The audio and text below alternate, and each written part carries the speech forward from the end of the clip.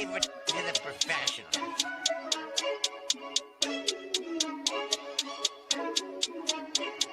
Blessed by Bundy, blah, blah, blah.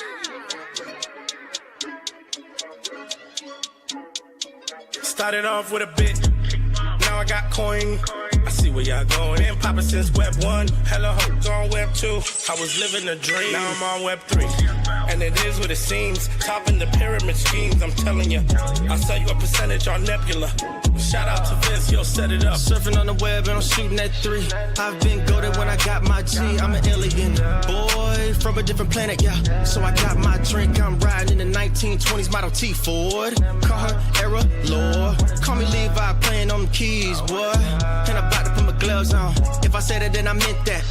Yeah, I like that one, I'm about to get that. Crash that whip for the drumsticks, whiplash. I'm about to get them all. Are you with that? In a white boat, surrounded by blue. I want one, but I got a cop too. I wanna fly high in the sky, arms out wide, trying to soar from a bird's eye view. I'm on fire, Ricky, Bobby, cracking the pavement, Whitney, Bobby. I'm a Saki bomb, Hiroshima, Nagasaki. Bruce Wayne been a dog, and I keep it 101, cause I'm feeling kinda spotty. You sipping on some rock, and I'm sipping on octane. The only thing around my neck is the Started off with a blockchain. bit, now I got coin. I see where y'all going. Been poppin' since Web 1, hella hoes on Web 2. I was living a dream, now I'm on Web 3. And it is what it seems, topping the pyramid schemes, I'm telling you. I'll sell you a percentage on Nebula. Shout out to Vince, he'll set it up. NFT, Twitter, blockchain. Seeing with the ghosts and we ballin' like LeBron James. Crypto. We can make a trade, get the memo. Refuse not falling for the FOMO. Listening to Coffee with Captain. You know we worldwide, they loco. I ain't never gonna stop rapping. Orlando, yeah, we working magic. We rocking Ethereum NFTs. I just went and caught me a half base. Man, I gotta shout out Started the off with a party. bit, now I got coin. I see where y'all going. Been poppin' since Web 1, hella hoes on Web 2. I was living a dream, now I'm on Web 3. And it is what it seems, topping the pyramid schemes, I'm telling you. I'll sell you a percentage on Nebula.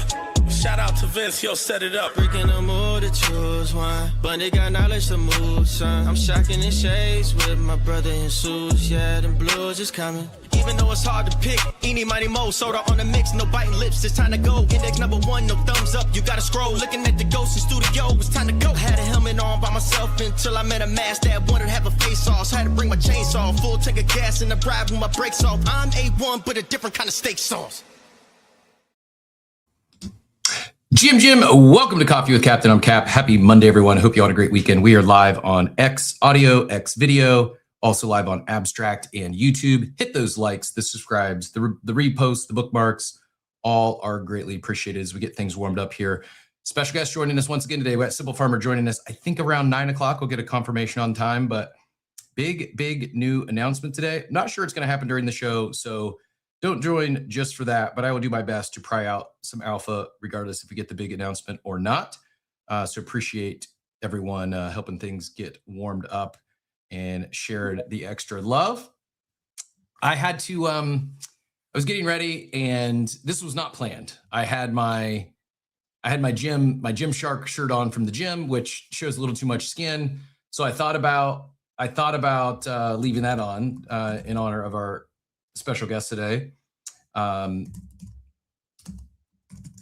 then I was like, no, I'm not gonna do that, because I heard from Simple Farmer yesterday on his space that he was getting all, got a haircut. He's cleaning things up, getting in professional mode a little bit. I'm like, you know what? I haven't even tied a tie in, like, I don't know, maybe 10 years. And it's like, whereas the backstory here, when I was building my wireless business, again, Verizon stores, think, regular retail where most people just wear t-shirts or polos, we were built different. Even our sales rep role wasn't called a sales rep. It was called a wireless professional. And shirt and ties was the dress code. I did this before I even owned stores. When I was growing up in the business and then first got into management, I ran, my first management gig was like 5 Sam's Club kiosks in Indianapolis, and then had 11, 12 stores in Michigan, and then like 19 locations in Chicagoland. But these were kiosks inside of Sam's Club. And I was the only guy rolling around in suit and tie.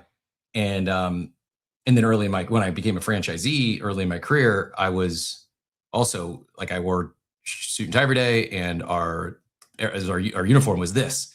And anyways, long story short, getting ready this morning, and I was like, you know what? I haven't,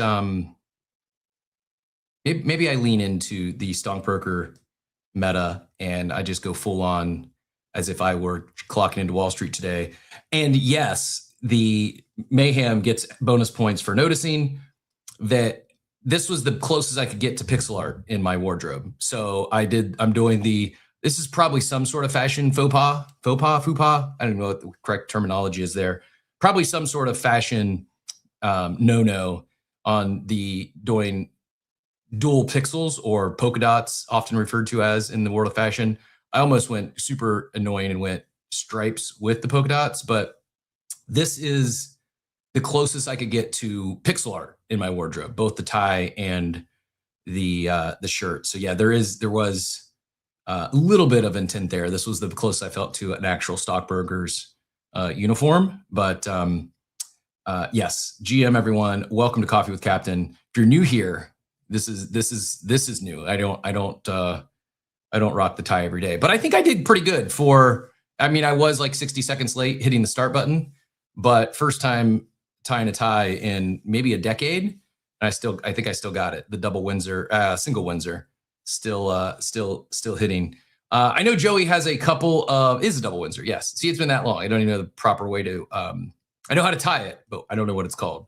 Faux pas. That's not the correct thing to say. Is it fashion faux pas? Is that real? Am I making this up? Faux pas. Faux pas. Fashion faux pas. Faux pas is something else. Fupa is that we're not going to talk about that. I didn't make up the word. It does exist.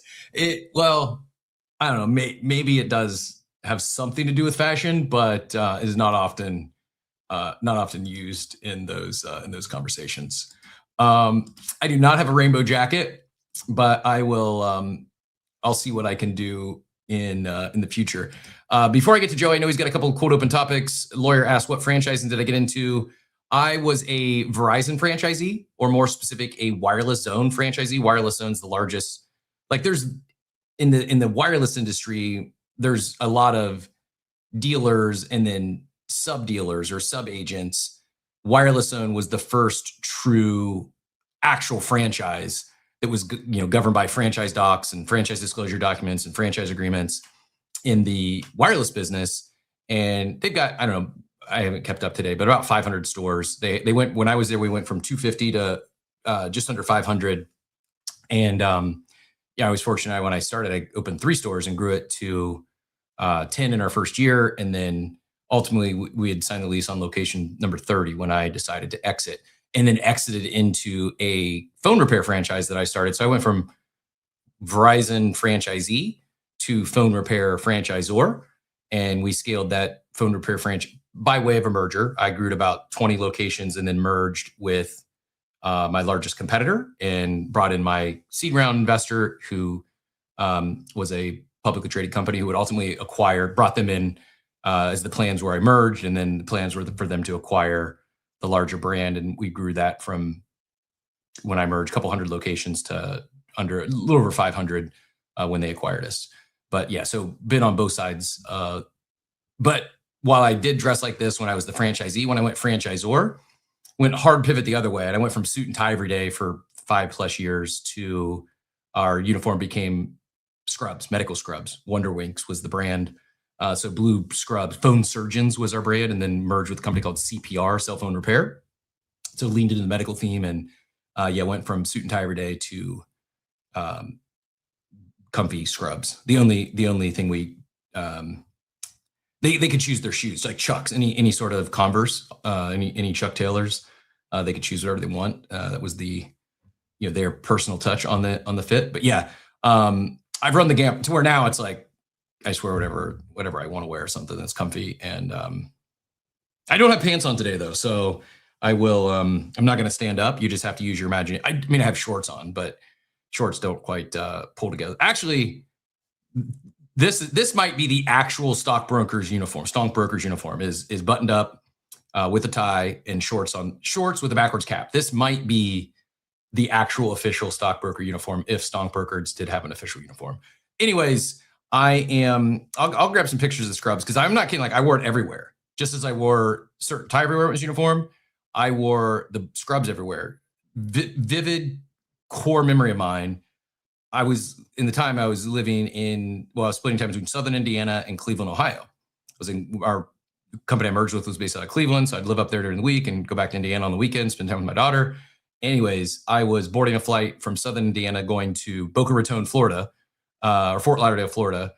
Ultimately, we were meeting with like Office Max, Office Depot, Staples, et cetera down there to talk about repair. And I'm boarding the plane in my uniform like normal, my blue scrubs. And the flight attendant looks me in the eyes and says, I'm checking and she goes, "Thank you for your service, doctor." And I kid you not, like almost had like a mini anxiety attack. Like, oh my God. I didn't know what to say. I didn't say like, I'm not actually, because first of all, like, I don't know. I don't think I like doctor or surgeon when I see scrubs right away. But I just like Seinfeld episode flash in front of my eyes. I'm like, oh my God, I hope to God there's no like actual medical emergency on this plane. And they're like, oh, we need a doctor in row, 33. And I have to explain to them like, not only am I not a doctor, I'm not a nurse, not an EMT. I have zero medical credentials or background. I don't even know CPR.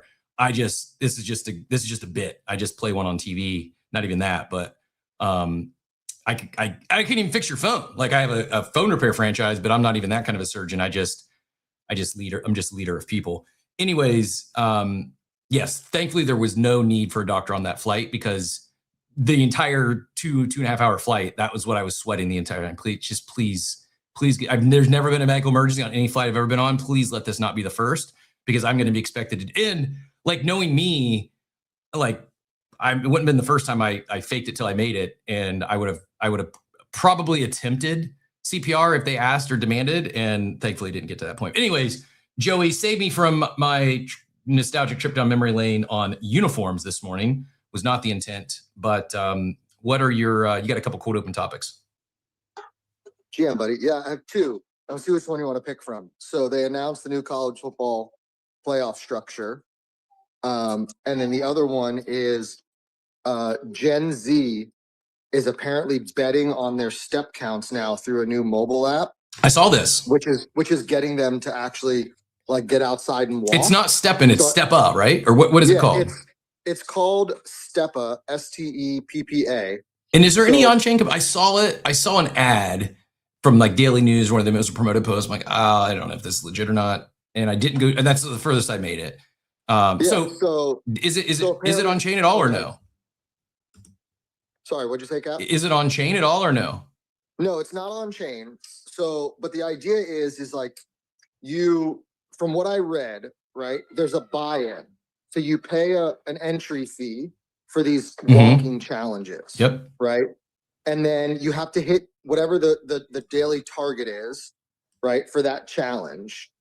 And then you get paid out based on like if you successfully complete these challenges in comparison to like other people, right? So the idea is you're betting on whether or not like you're not betting, but you're buying in, hoping that people are lazier than you, right? And they won't complete their challenges. So it says users pay a cash entry fee to join a timed group walking challenge, hit your daily target, or get completely eliminated.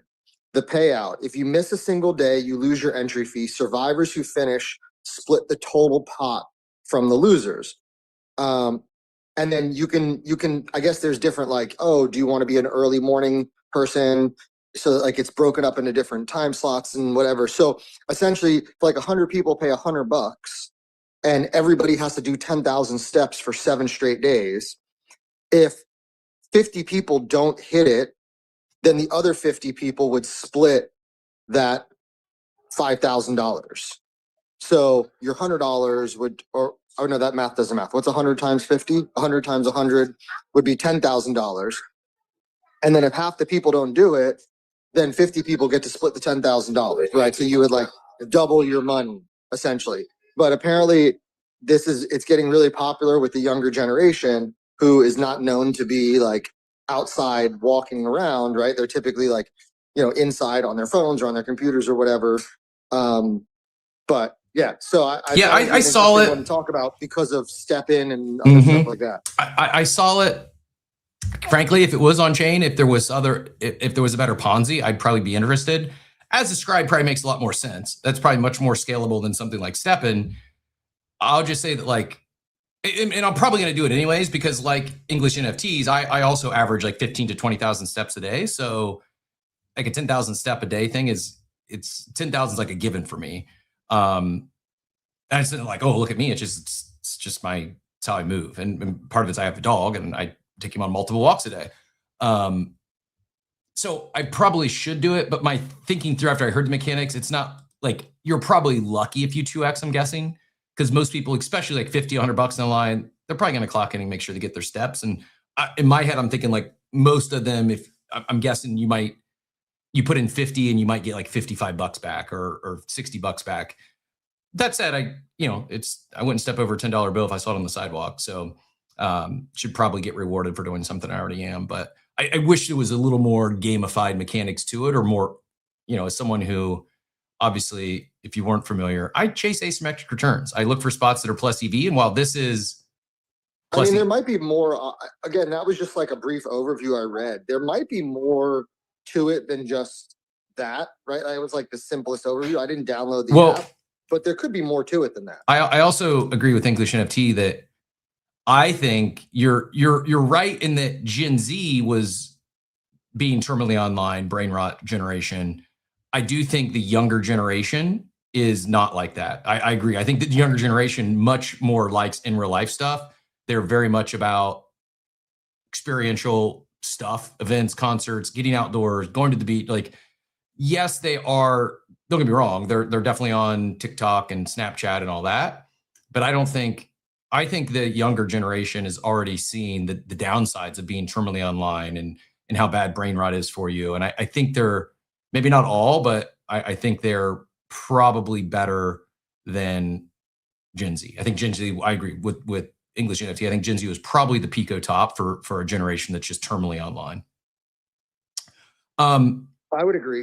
And I think what I read was also kind of like a poke as well. It's like, oh, the only way we can get you to go outside is if you make money for going outside. So it was kind of like also like kind of poking fun at the same time. But I mean, listen, to your point, like I walk around, whether it's, going to the gym every day, outside with my kids, or just all around my house, I probably put in 15, 20,000 steps. So I'm probably going to download it today and just look, because to your point, I mean, if I can make an extra, and who knows, maybe there are like bigger challenges. Maybe it's not just $50 to $100. Maybe there's a $500 challenge where there's more but make money. But yeah, but the idea, it's still a pool where there's really no luck involved, which I'm all about games of skill, but I like a little bit of RNG. I like let me give me an edge with my skill.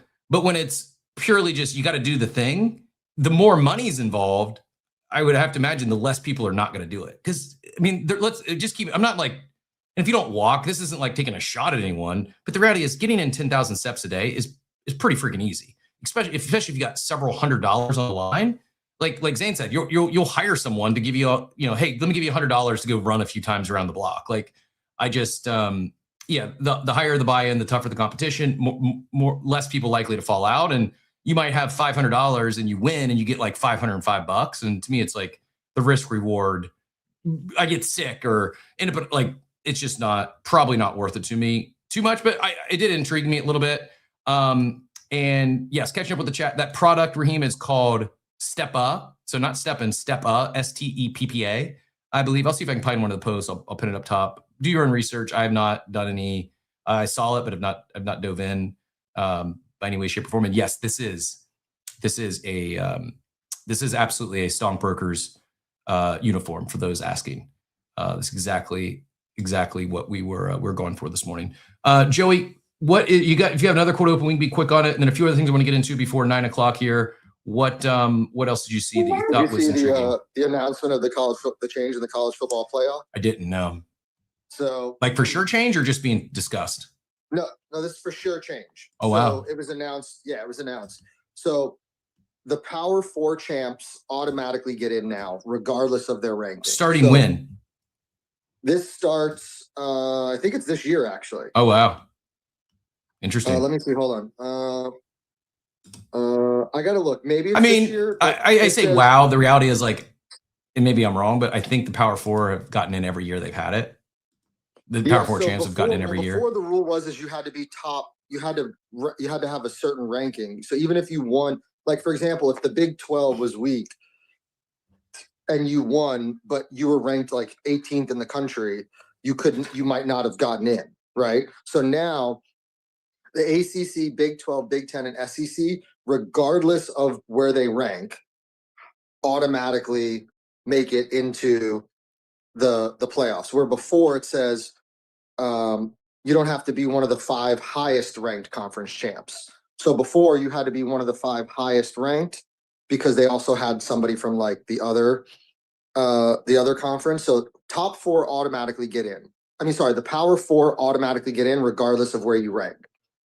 The American Conference USA, MAC, Mountain West, Pac-12, Sun Belt, they only get one shared spot between them now. So before, where it was like I guess if you were ranked high enough, you automatically got in. Now there's only one spot for the conference champ between them.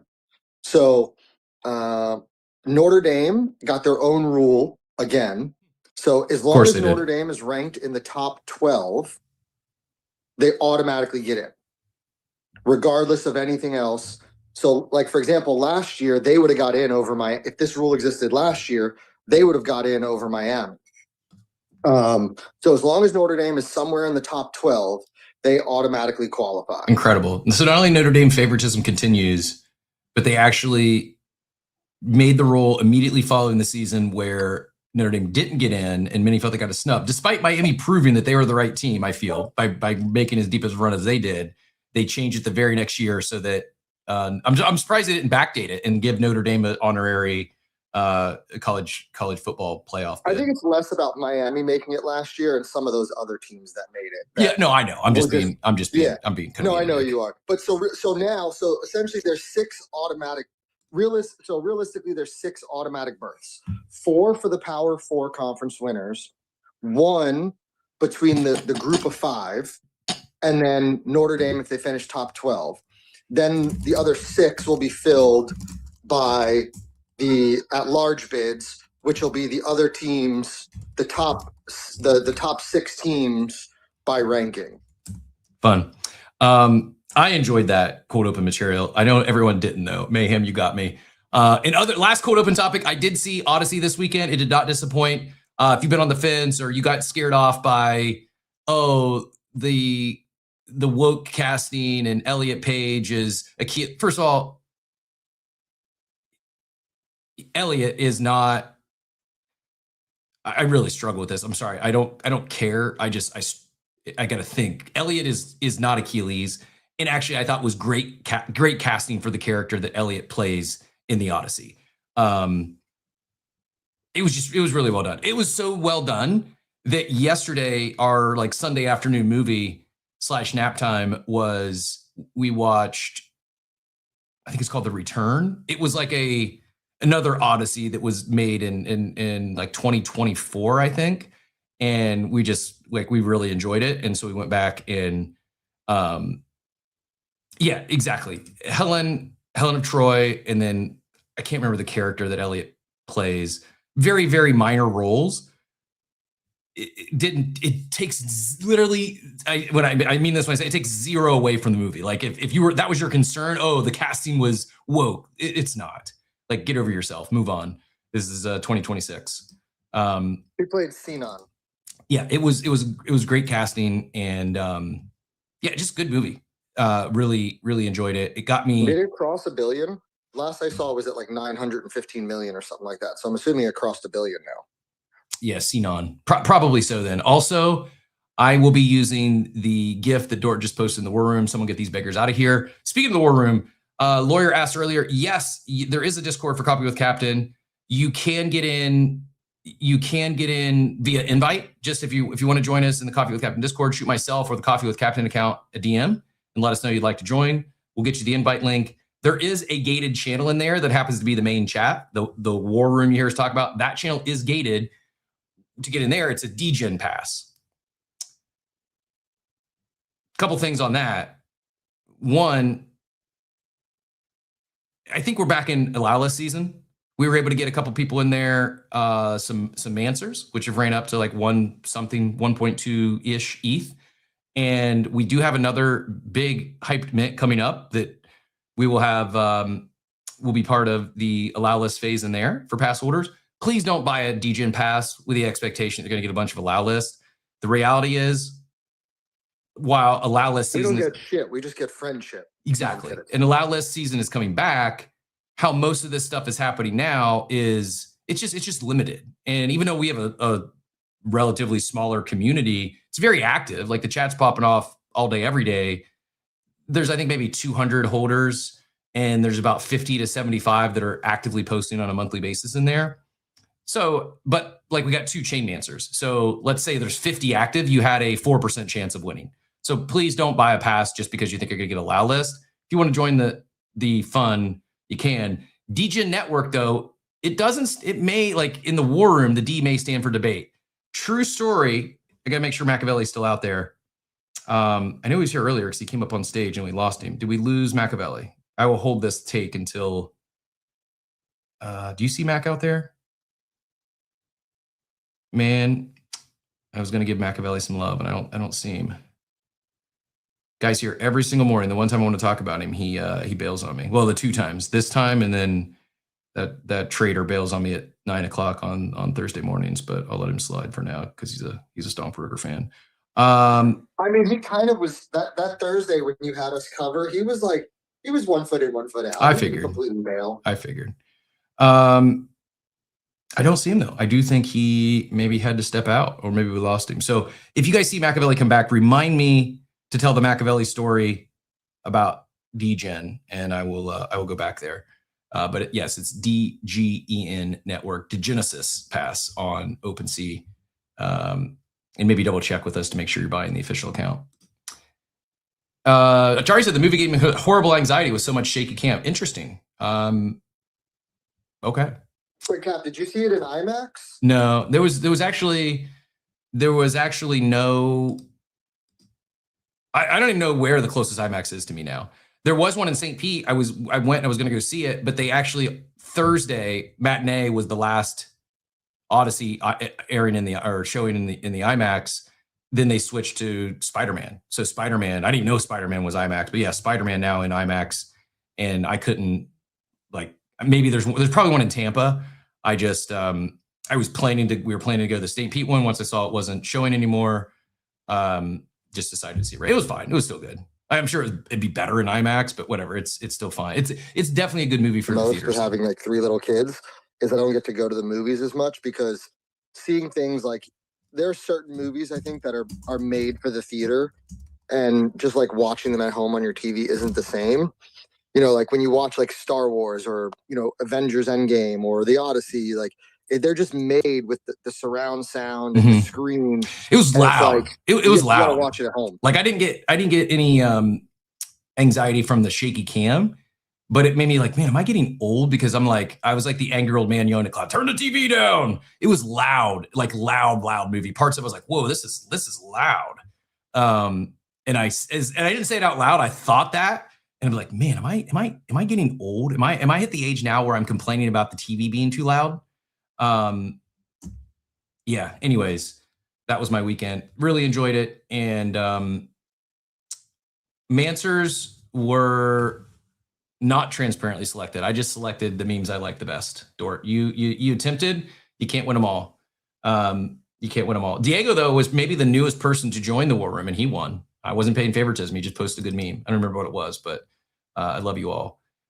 You're welcome. I didn't even post a meme. You're welcome for the Pokemon card, Maria. Thank you very much for playing Coffee with Captain, and first in her BZ collection, Joey. So we're doing the good work out here. Collectors, love it. You got it. Yep. So few things I want to get into this morning. I mean, there's a lot to talk about, actually. I said we've got a jam-packed week. I did pin up top the schedule or the reminder links for the rest of the show. That's also pinned to the Coffee with Captain account.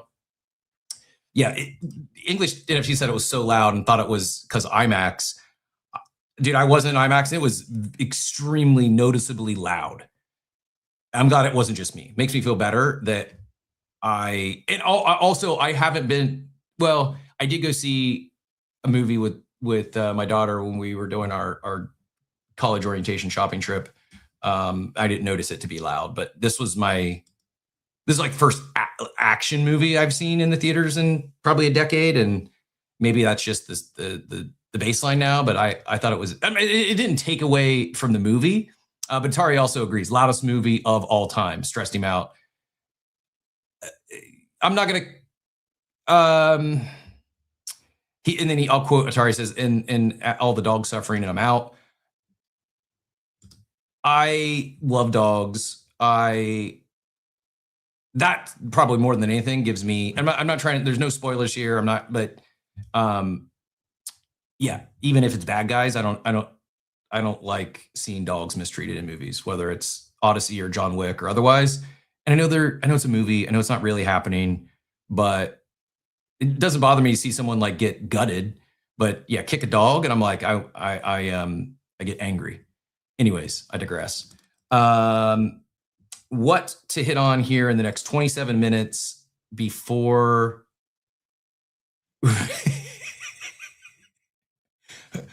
Zane says, Atari just wants to make sure you know that it was fictional and not a documentary. I don't know, man. Like, some say that's a real story. Just took place many years ago. And we weren't the only ones. Dort's wife was almost out with the early dog scene. I'm not going to dox Dort's wife, what she does for a living, but yeah, it's the downside of putting dogs in movies. If you're going to not treat them well, you'll upset some people, like genuinely upset some people. You can do whatever you want to humans, and most people just shrug it off and move on. But yeah, you treat a dog bad. This was the big Diego. I was going to go here next. The one, there's also, like, since I haven't been to the movies that often in years, I remember there being like 2 or 3 trailers before a movie. I'm pretty sure I saw 45 minutes of trailers before the Odyssey. Like, it's a 3-hour movie to begin with. Went to a 5:15. That's standard now, Cap. Crazy. It's crazy. Went to a 5:15 show, and I'm pretty sure the movie didn't even start till 6 o'clock. Yeah, because I was after 9 o'clock we got out of there. I did make it, didn't fall asleep once, for those asking. But of the 87 trailers that aired before the Odyssey, the Brad Pitt movie with the dog is the one I want to see. Can't remember what it's called, but there's a Brad Pitt movie with the dog, and it's next on my list. And yeah, English NFT says, Zane, you're right. It actually is considered historical fiction. Part of the Beast, Cap. Is that right? Brad Pitt dog movie. It is Heart of the Beast, yes. Follows Special Forces Officer James Belmont and his retired combat dog Odin. After a plane crash in Alaska, stranded in the wilderness, they face cold weather and danger. I didn't even check my eyelids. Didn't fall asleep once, made it all the way through. I might have eaten my entire bucket of popcorn before the movie started, Zane. I was going to ask, did you buy snacks? Like, how much was this trip to the movies in 2020? It wasn't bad. It wasn't bad. Like, relative, like, I mean, not to be the inflation, but relative to everything else in our world, I didn't think it was that bad. I mean, it wasn't that much more expensive than 10 years ago when I went to the movies. It was, I want to say tickets were like $15, and popcorn and a water was maybe like $12. Like, I mean, it's not cheap, but it wasn't like whatever. I mean, I would spend $60 going out and doing anything.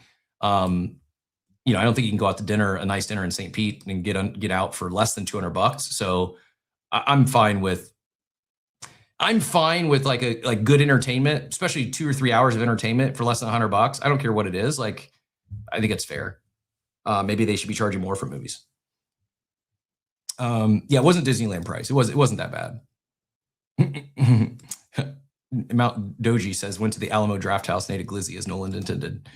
GG's. I will say the seats are pretty nice. I like the recliners, and yeah, Joey, also, it's worth noting that much cheaper for me.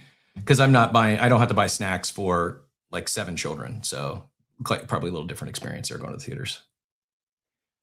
Good call, Phonics. Taking my daughter to the movie is not cheap because she wants the popcorn bucket, the souvenir drink, all the snacks. I don't care how old I get or how much my net worth grows. I will continue for the rest of my life. I will sneak snacks into the movie theater. I'm not above that. I definitely brought some peanut M&Ms in my girlfriend's big handbag. And I would do that for the rest of my life. That's my like thumbs up. That's my, middle finger to the establishment is you're not going to charge me $18 for a pack of peanut M&Ms. I will, it's my, that might be like my breaking the law rush I get at this point in my age is sneaking snacks into the theaters, but I will do it forever. Dort doesn't buy popcorn or drink during the movie. It just sits quietly. I probably would have avoided. There was like a point on social media where I thought like it went viral where it was like what's the biggest thing you can sneak into like a movie theater, and people were sneaking in like bowls of pasta, like Subway footlong sandwiches, and they were like sitting there. This was like a few years ago. And it was like the challenge of like, what's the biggest meal you can sneak into a movie theater? And I remember it was crazy. Like somebody went to like Olive Garden and brought in like pasta and breadsticks into watch a movie. Yeah. I may next time I go, I may sneak it in a Arepa and film it just for the bit. Puff snuck in a tub of ice cream. I agree. The Elliott Achilles bait should be a criminal offense. Maybe not thrown in a cage criminal offense, but like it got a lot of people worked up over something that was just false. Like, Elliott did not play Achilles, and it was great casting for the role that Elliott played, in my opinion. Anyways, I actually, for those of you that tune into Coffee with Captain and know that I often have to take a coffee break, wink, wink, during the show, which I'm going to do again here before 9 so I can be clocked in for the entire interview with Simple Farmer. I made it the whole 3 hours and did not have to take a bathroom break. So while I may be aging and being mad and angry at the volume of the movie being too loud, I still am capable of watching a 3-hour movie continuously without having to take a bathroom break. And I did have a little bit of water because I've got this. I mean, the sinus drainage and stuff's gone, but I've got crazy cough that kicks in at night and was going. I felt bad because I was that jerk coughing in the movie theater. I was doing everything I could to avoid it. Okay. 40 minutes of some cold open-ish stuff on a busy day. We're back. We are all the way back. This is we're leaning into peak Coffee with Captain here when we got a lot to talk about. And instead of talking about that stuff, we're going to cold open for 40 minutes. Welcome to Coffee with Captain. If you're new here, I'd love to say we don't do this every day, but we kind of do. It is the first hour. We cover trending topics, news of the day, what's happening, what do we miss over the weekend, what's happening today.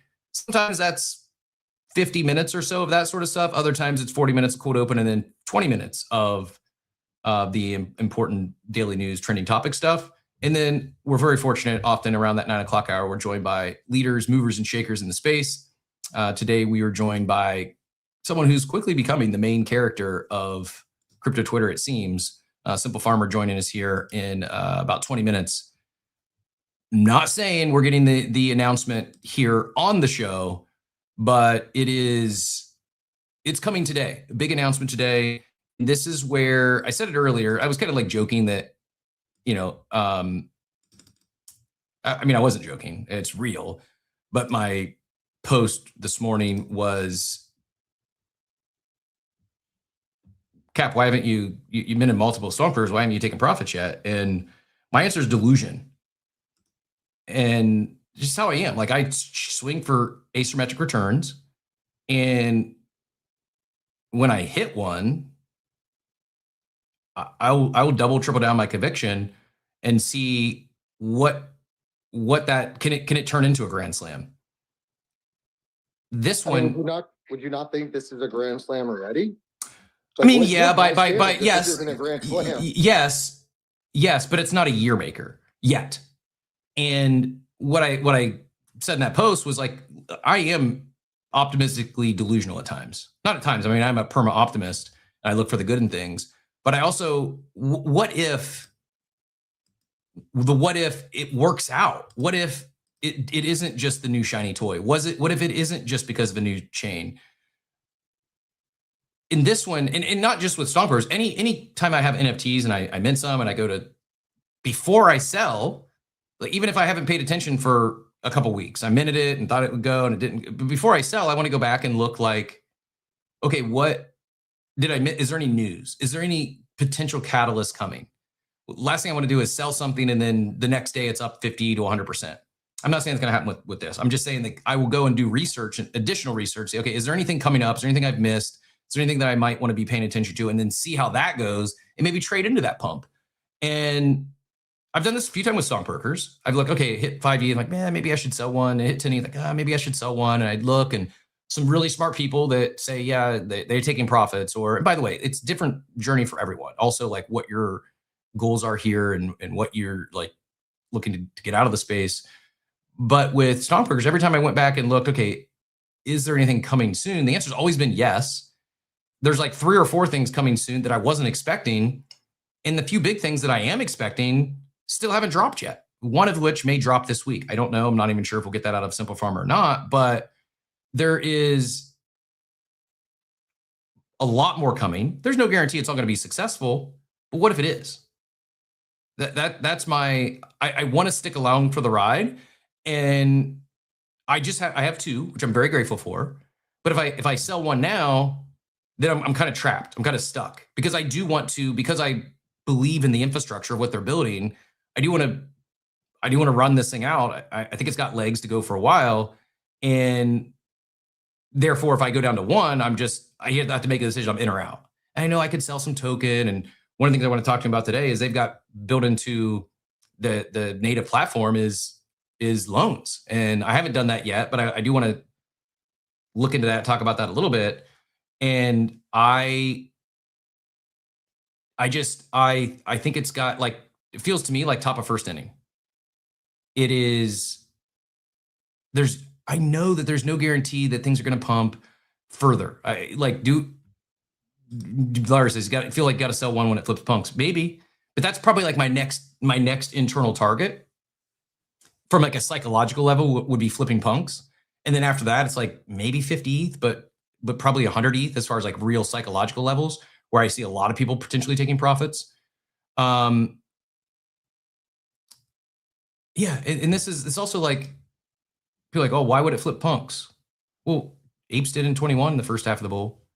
And part of what gets me so excited is in 21, every month there was something new happening with apes. Something, not just like a copy pasta, they were doing something that someone had already done. It was something new and novel introduced to the space. And that's the same thing we're seeing here. Again, no guarantee that it all happens.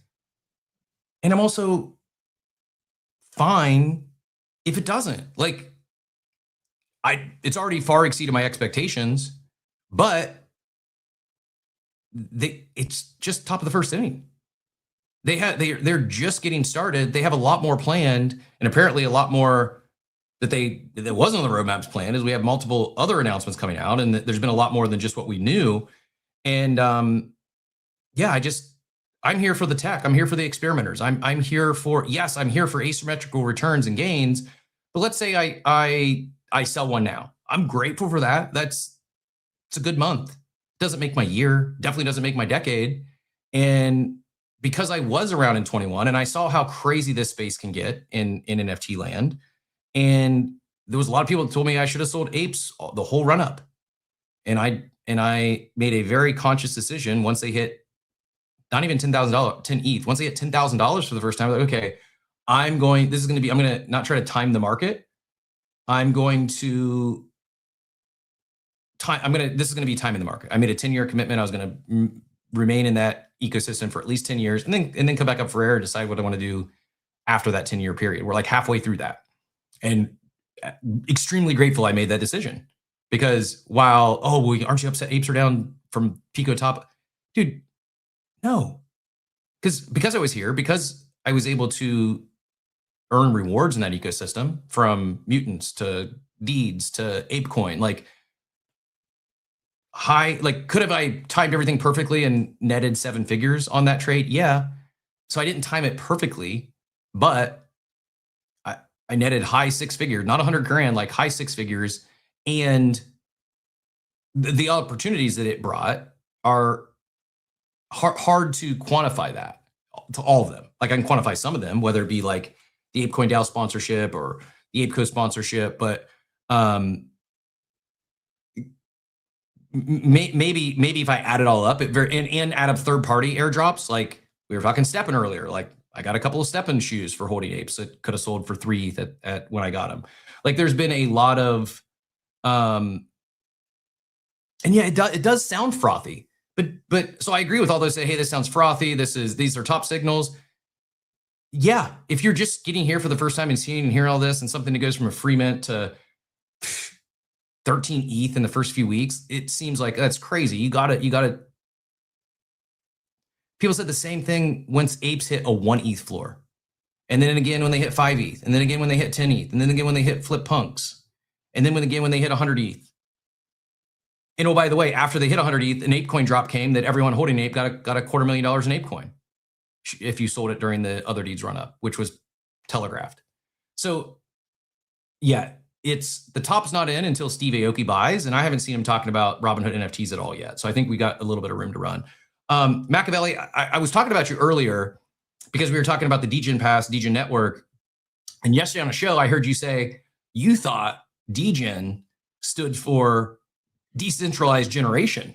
Brother, I'm here to tell you, I'm here to tell you that's exactly what it stands for. It's not degenerate. DGen stands for decentralized generation. And that's what, no joke, that's what DGen Network stands for, is the Decentralized Generation Network. I love that. You're welcome. You need to get in that Discord. I'm pretty sure you got a pass, right? I have a pass, but the invite was no good, and then I just didn't bug you again because I've been hearing about this war room this entire time Coffee with Captain's been on, and I should have been in there a long time ago, but I wasn't. And but I'll be in there soon. And in Cap, I was going to tell you is like, in order for us to flip punks with StonkBroker, we have to be at a dime. At 9.0945 cents, we're equivalent to a punk. At 10 cents, we're a little past them, you know, and that's approximately roughly from where we're at. Like I think somewhere around a 200,000 to 250 market cap. And that is I think really important to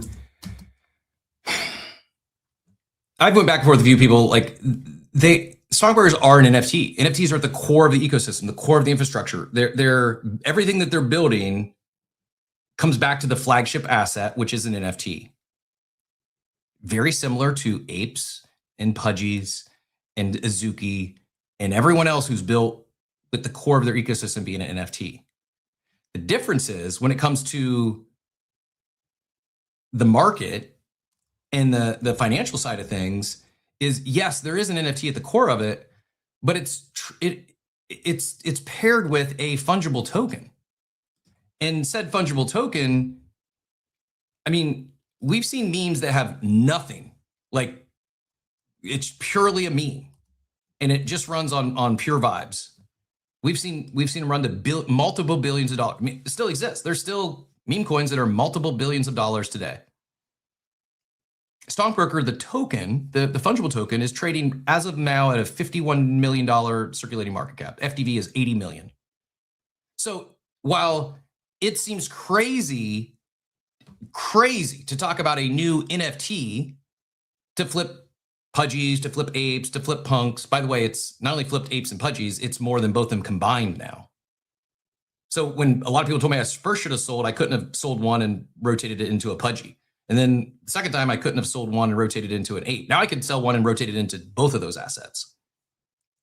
I am optimistic, delusionally optimistic. And I think that there will become a time where I could probably flip one into a punk, because it's not the NFT that is like, yes, the NFT is the flagship asset, but if we're doing a comparison, it's more akin not to compare the StonkBroker NFT to apes or pudgies or punks. Well, I do think there are a lot of comparables there.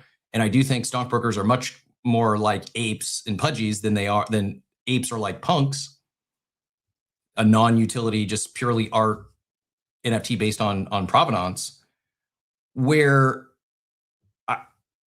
where this though is to think of like a new token, a fungible token at an FTV at 80 million that's taken over this much attention on crypto Twitter, that is taken in this much mind share in the space at large, that has this much motion and a whole ecosystem around it. That, by the way, one of their first projects is already over an ETH. It was a free mint. Like, there's real motion here. And if we were to tell you there's this, Matt, take the NFT out of it. And imagine you're seeing a token that's trading for only $80 million FTV after taking over the timeline the last few weeks. People be full porting a token, but we're getting confused because we think it's just an NFT. But this is not just an NFT. It's taken the best parts of both. It's taken what we love about NFTs in the small supply, the limited supply, and the community-based approach and the bag working, et cetera, et cetera, et cetera. And it's combining that with the best parts of the fungible token world, liquidity and volume and fees that come with that. And by the way, the fees keep flooding back into the ecosystem. So does it represent fractional ownership of an NFT? Yes, but it's so much more than that. Because again, the ecosystem, like a real flywheel. For instance, every time we've seen a dip, it pretty quickly gets bought up. It's not coincidence. It's not just people buying the dip. It's how it's built. It's the smart contract doing what the smart contract's supposed to do. And so every time there's a dip, it's driving volume, generating fees, leading to the token being bought and burnt. So it's like, oh, there's a dip. Great, we're going to buy. There's going to be a lot of volume when people start selling off. That volume generates fees. The fees go to buy the token gets burnt, reducing supply. There's already been so much token burnt that there's effectively 800 stockbrokers. What is that math? 800 into 4,400 is 18%. 18% of the supply is effectively locked forever in the anvil. Can't come out. There's not enough stockbroker token to pull them all out. And I think a lot of people are like, so people will talk about, the data shows there's only 14% unique ownership. That's scary. Well, that's wrong. It's inaccurate. There's far more than 14% owners. But what's happening is it's new. It's a new mechanic. It's a new model.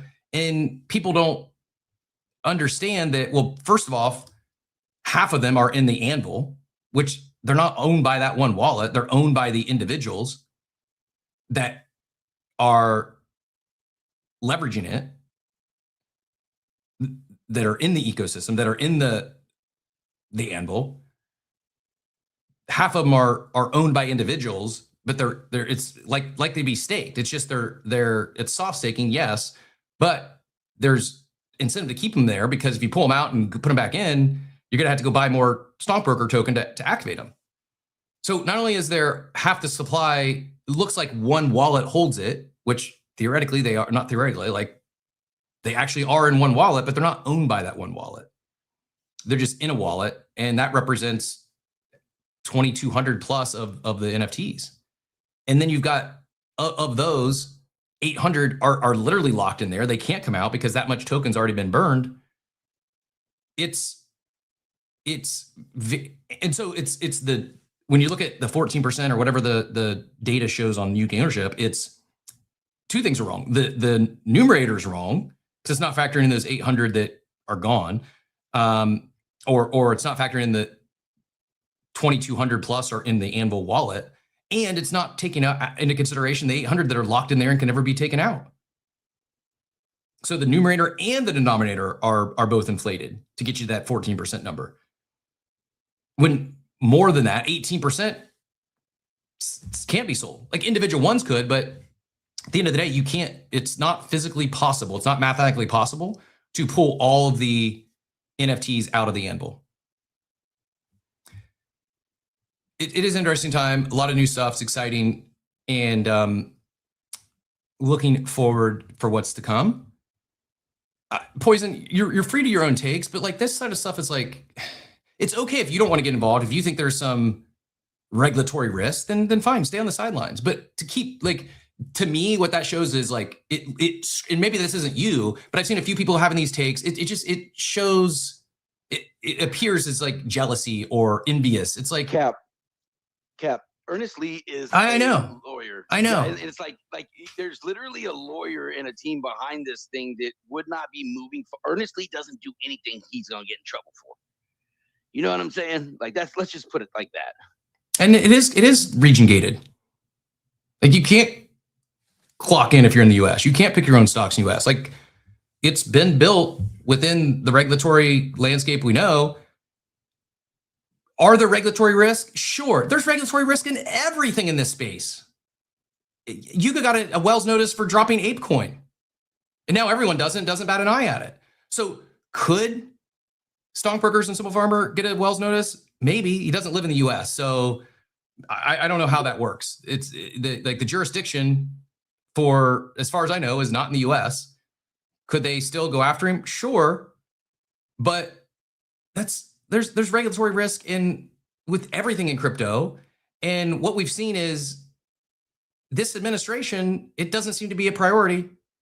The Clarity Act, by the way, looks like it got shot down and is not going to go anywhere, at least not this year. And you've got former C-list actors taking victory laps.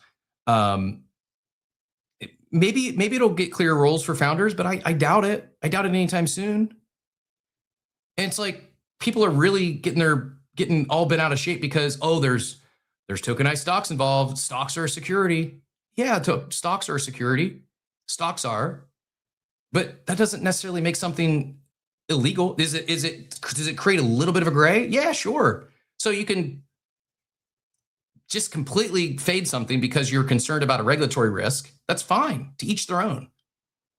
But if we didn't do anything that we thought might have some sort of regulatory risk, I'll speak for myself. I would have missed out on Top Shot. I would have missed out on Zed Run. I would have missed out on Minting Apes. I would have missed out on Dog Drop. I would have missed out on Mutant Mint. I would have missed out on ApeCoin. All these things that cumulatively have been 7 figures of gains that, oh, there could be a future regulatory risk here to where not me as a participant, I'm not selling this stuff. It would be the entities. And does that suck? Like, talk to CyberKongs. Yeah, CyberKongs got a Wells notice, went to battle with the SEC. It cost them a lot as an organization. Yet during the mania, there was CyberKong owners that were printing 5-6 figures a month on the banana. And CyberKongs had to go basically battle that's Wells notice and SEC case, and they ended up winning.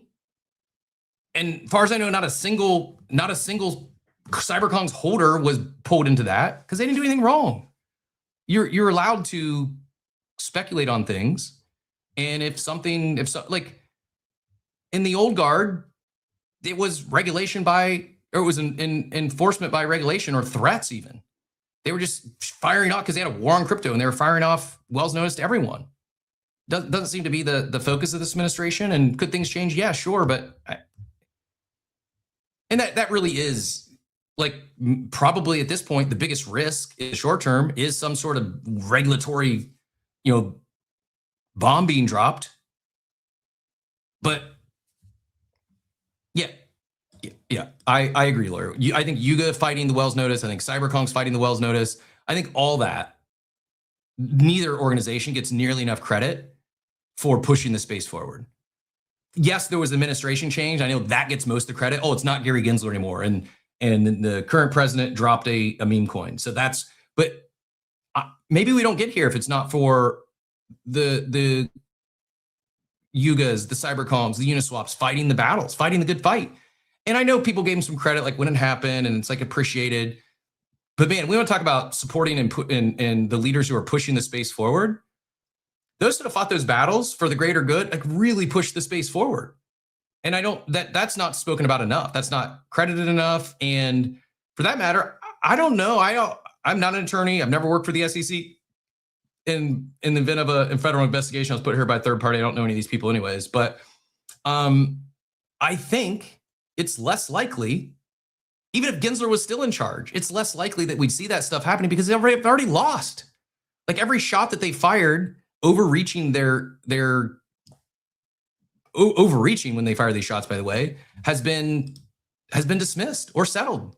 Like they're not winning this stuff. And I say all that, we are We are due for some good regulation. I'm pro good regulation, not overreaching, but I am pro regulation. I think it would be good to give builders and founders some clarity. I'm not going to use that as my take on anything, whether I'm supporting something or not supporting something. I don't think, this could be a regulatory gray area that maybe they get, a Wells notice in the future. Maybe. Like you'd miss probably almost every single thing in crypto up to this point, because almost every single thing has come under fire at some point or another. And it's just not, is it in my head? Yes. But it's so far down my checklist. Like, I'm not saying go out there and break the law. I'm not saying that. But builders should experiment on chain. They should try new stuff. They should innovate. And innovation, change, it makes people uncomfortable at every level. And like, that's usually where opportunity lies as well. Sorry, it is what it is. Like, it's if we wanted to not, like, if that is the biggest concern, then maybe some of those people should probably spend more time trading stocks via a stockbroker or E-Trade or something that's, more, it's very cut and dry. It's very regulated what you can and can't do. These are publicly traded companies. Oh, by the way, Robinhood's a publicly traded company.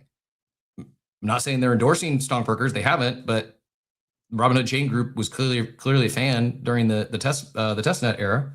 Anyways, Achilles, I love, part of what I'm so excited about right now isn't just StonkBrokers. It's not just the StonkBrokers ecosystem. It's bringing the fun back. It's bringing the experimentation back. Both StonkBrokers native as well as others like Chainmancers and Slopfather Michael we had on a few weeks ago. And what that's creating is this groundswell of genuine, authentic community support again. It's a lot easier to get that authentic community support when it's new stuff. It's exciting. It's not just, does it make it easier when numbers go up? Yeah, sure. It's easier to get excited. Like, had I rolled out of bed this morning and saw that the floor went down to 8 ETH instead of ran up to 13 ETH overnight, would I felt a little different? Probably, but it doesn't change my day-to-day.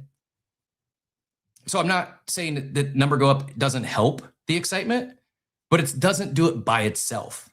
And I think it's kind of a chicken and egg thing. I think when you get that community engagement, that community support, that community excitement, the builder excitement, and others wanting to copy pasta it or build on top of, it's that feeds the excitement. It's like, it really is a self-perpetuating, not a meme, but a real driver. And again, part of the beauty of NFTs. I said, like, what it's done with StonkBrokers, the first time we've seen something take the best parts of NFTs and combine it with the best parts of fungible tokens. Fungible tokens, I think, for the most part, really lack that community excitement, the community builders, the building on top of. Will they get bag workers? Yeah, sure. But that only goes so far, and it's usually short-lived.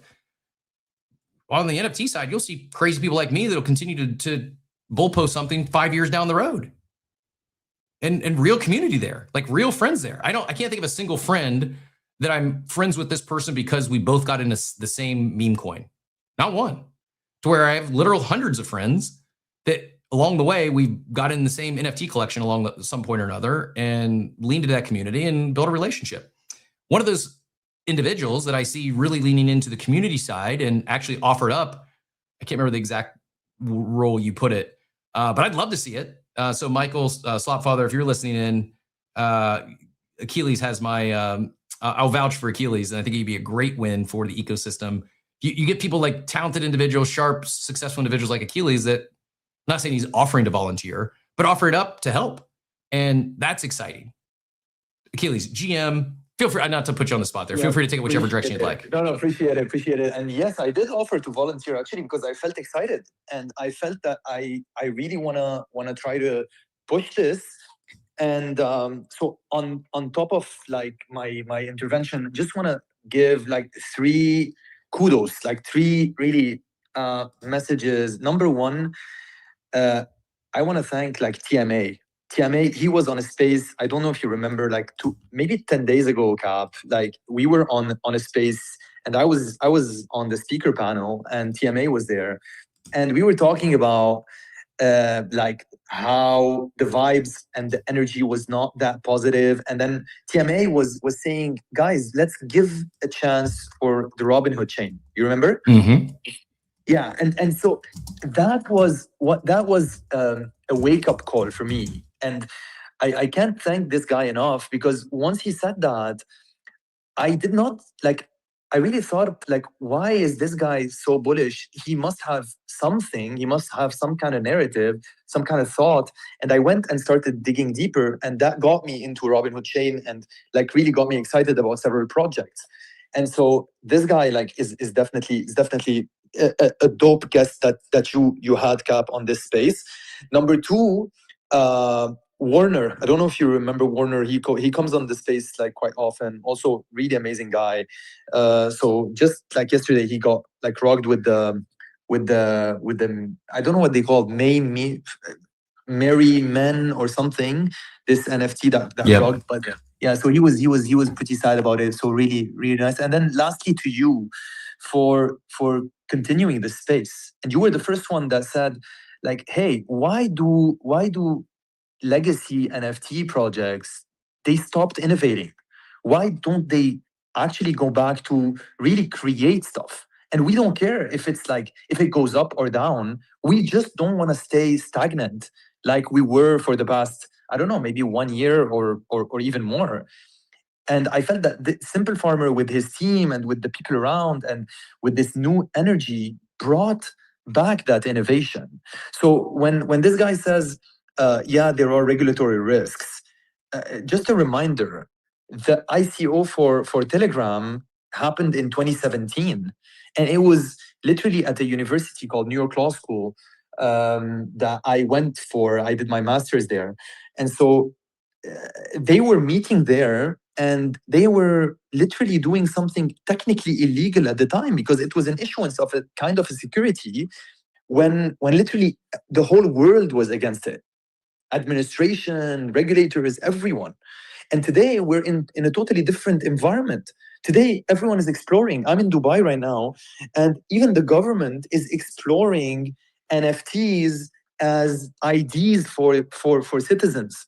So they want to create this on-chain kind of provable identity that would trickle down to potentially say, hey, if you've done, like, if you've worked in these companies, if you've done this, if you've done that, then you gain certain points. This is a project that's actively being studied by the UAE government. And so we're very far from the era where we say, yeah, there is regulatory risk. Everyone's exploring, and every administration for like developed countries mostly is actively exploring, hey, I mean, AI is taking over some jobs. It's changing things, it's changing industries. So we might as well basically try to build new industries and new sectors. And that's something that I think we should really focus on and embrace. And when you say, like, when this, I don't know who, Poison, I think, or someone said like, yeah, there's regulatory risk. Yes, there is. Whatever you do, if you're innovating, remember Uber, when they launched, they had all the basically taxi syndicates up their asses, because the medallion, the taxi medallion, the yellow cab medallion in the US, in New York, was at $1 million per medallion. At some point, it reached its peak at $1 million. You had to literally pay $1 million to have that medallion and work as a yellow cab in New York. And suddenly it was dropping to like $200,000 and $100,000, because guess what? People wanted to drive people around, and Uber came with the solution. And I know the legal department at Uber. I know the head of legal there. They used to spend I think their Series F was all spent on litigation, all of it. Maybe probably near like, I think 4 or 5 billion on litigation. But what happened? We got Uber. So with a click of a button, you could call a cab, take you somewhere, super easy. And now we're getting automated, basically, or like robo-taxi service. So my point is, these innovations, they break things and they build nicer things on the long run. Yes, they might fail. Yes, they might basically have some kind of issue or complication, but they built something. And now what we've seen, and that's what gets me excited, that's going to be my last point, I'm going to land the plane here. Basically what we've seen is the Robinhood chain right now, what it's doing, especially with StonkBrokers and Manser, I think what it's building is a new way to understand finance, especially from a DeFi perspective. Why? Take this NFT and then now combine it with the token. And a lot of people do not understand this, but the token does not need to be at $1 billion in FDV. It does not need to. And that's the change that's happening. Before, when we used to look at tokens, we'd say, yeah, it's at 300 million, it's gonna go to $1 billion, it's gonna go to 2 billion. Well, guess what? You don't need that right now, because what's FDV? FDV is the basically the fully diluted valuation. So that includes the total number of tokens. But what if those tokens are getting burned? So there are less number of tokens that are available. So now the FDV, even if it does not go up to those levels, to the billion and 2 billion, but there are tokens that are being burned, well, the price per token can actually increase. While like FDV does not need to increase at the same pattern or at the same level. That's number one. Number two, now you are using that native token in a mandatory way whenever you're activating an NFT or whenever you're upgrading an NFT, and those things, these mechanisms create more utility for the token. Remember, we used to get tokens from projects before with no utility, with a promise that, hey, we're going to sell merch at some point and you're going to be able to buy it with that token. Well, now the whole ecosystem is running on that. Moreover, even the LPs, the liquidity pools are running on the native tokens. Manser has an LP that uses StonkBrokers as a token. So it's technically moving alongside it. StonkBrokers goes up, Manser gets impacted because LP increases. And so my point is, we are moving to a world where we can potentially combine this. And again, it might fail, it might not work, but at least it's exciting, it's innovative, and it brings the energy back. And I think we should all at least try to experiment it. Sorry, last point on Vault, definitely something I'm really excited about. And the way they're bringing back potentially royalties, they have on their website, if you go Cap on the royalty section, they did a Google sheet that shows each project and the royalties that they might have gotten from 2021 up until now. The numbers are mind-blowing. It is mind-blowing. I'll share it with you in the end. Yeah, it is mind-blowing. Big fan of the Unvault team. They'll be back with us on Wednesday around 9:30 Eastern to keep everyone updated there. And yeah, I mean, there's a lot of things happening now. Momentum is really back. If I were to stack rank them all, I think the Unvault mint might be number one in terms of the most hyped mints to come. And a big fan of the team. I'm a huge proponent of NFT royalties, and they're doing far more than that. I know the Omnichain Mint and the Divot to share those royalties with your holders. I think there's a lot more there. I'm not trying to downplay it, but what got me so excited and locked me in was their approach to bringing back and protecting NFT royalties. I think it's a big part of the space, from artists to collections and everything in between. And yeah, love what they're doing. Pretty stoked about it. I see Justin flew up on stage. It's perfect timing because the next post I was going to share was actually from Justin. I think he sums it up pretty well here, and some good analogies. Says if the stockbroker thesis holds, they're like an iBank, and NFTs are like iBankers. So in theory, the NFTs earn more long-term. By selling, you effectively get a nice immediate severance package, but will miss out on future earnings. So selling makes sense to those who need that lump sum now. Holding makes sense to those who prefer to earn more over time, if the theory holds up. And while I do agree, I think the and there is not only is there opportunity to earn from the ecosystem, I also think with more success, number could go up. I think, again, if we compare the StonkBroker fungible token to other tokens in the marketplace, a lot of people will be shocked to find out where it's at, and it's only a $50 million circulating market cap. Would shock some people and be like, well, this has a lot of legs from here. So I think there's not only the ability to earn long term, I also think the underlying assets themselves could appreciate. But Justin, GM, appreciate you coming up. I'm going to do this. Because I do think Simple Farmer's still planning to join us here momentarily. So I'm going to hand it to Justin. Justin, I'll be able to hear you, but I'm going to step away from the camera just to refill my coffee for a brief minute. So I'll hear, but I won't be able to chime in. So if Justin finishes his take, Mac, do you mind jumping in and manning the mic till I get back? Machiavelli, you good with that?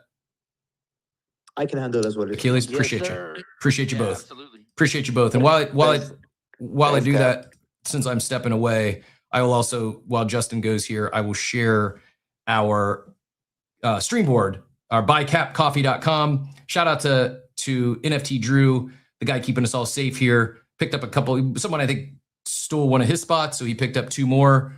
Appreciate you all from OS Wiki, Genuine Undead, Burb, Dort, and Zane, and Dan, and the Non-Fungible People crew, Boring Merch, Nexus. Greatly appreciate you all. But yeah, without further ado, Justin, always enjoy hearing your takes. Welcome back to the stage. Appreciate you joining us. Thoughts on all this morning?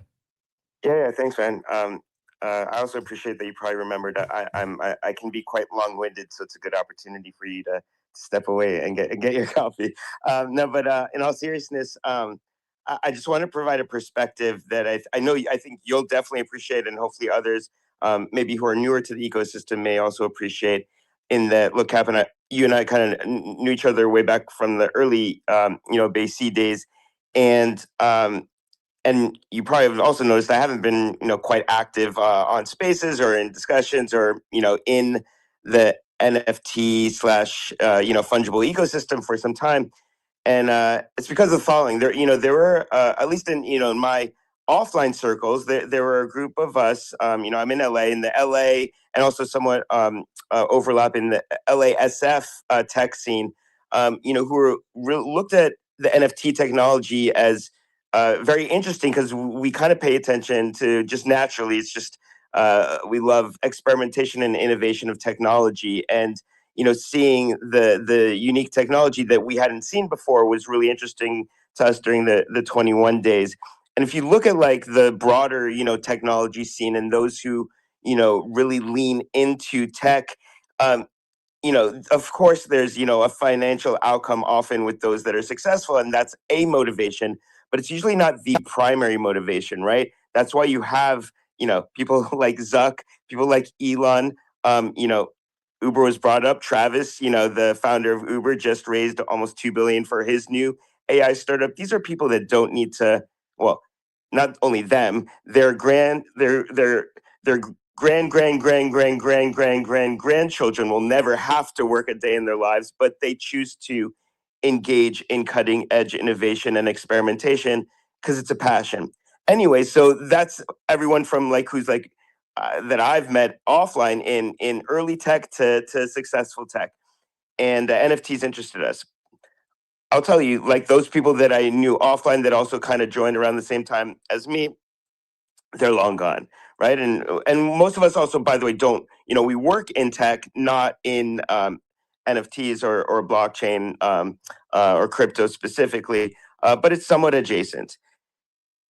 I'm now paying more attention, obviously, jumping on stage, because there is that experimentation and innovation that becomes interesting to us again. And we checked out, during the meme coin only era, and that's what's interesting here.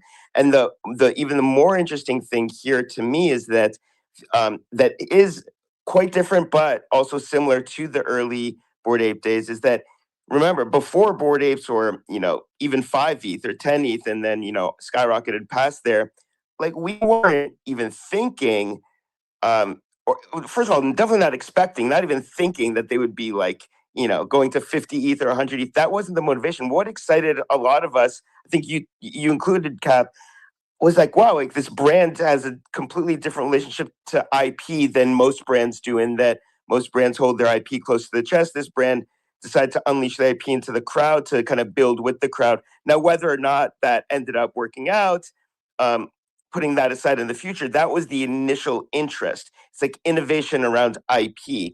And that also, if, had, and if it eventually does prove out, then it establishes that alignment between, long-term holding and community building and the potential for entrepreneurial activity within that.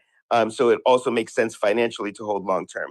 Since then, like there's been that misalignment between community and wanting quick financial gain, because effectively, if you want to cash in on quick financial gain, you quote have to kind of leave the community because you're selling out, right? Not in a like selling out like pejorative way, but just like selling. Now with stockbrokers and that ecosystem, it seems like there's a new opportunity to realign long term and short term, because I think some farmers realize the financial gain is like the primary motivation, at least in the market today with NFTs, and therefore why not make the product all about like lean into the finance thing? These are stockbrokers, right? And so I think that long term alignment is new and fresh, and counters like the super hyper short term mindset that's been kind of taking over the space the last 10 months. And I think that is really healthy, and it has an opportunity, and this is the bigger point, to bring, I don't know, a lot of the people that were here in 21 that left, they might be too jaded, but at least to bring in a new group of people. And I think that also pay attention to the experimentation and innovation. And poetically, usually the experiments and innovation that lasts end up being the biggest financial gains regardless. So poetically, those that are in it for the long term actually achieve the goals of those who actually want the massive, paydays, right? As we've seen from the early 21 days. So I think it's important to recognize there might be an influx of new people. Last time I think a lot of those people not only were, scared away, they were almost pushed away, and so can I interject real quick, or maybe push back a question on that? Is not only were people like pushed away, I think even those of us that stayed here, I'll say myself, like there's some, and there's levels to the PTSD, but I think even those of us who weren't pushed away or didn't leave the space were maybe risk adverse isn't the right way to put it, but we're much more deliberate or less likely to not only take shots, we're less likely to believe in something that it actually, what if it does work?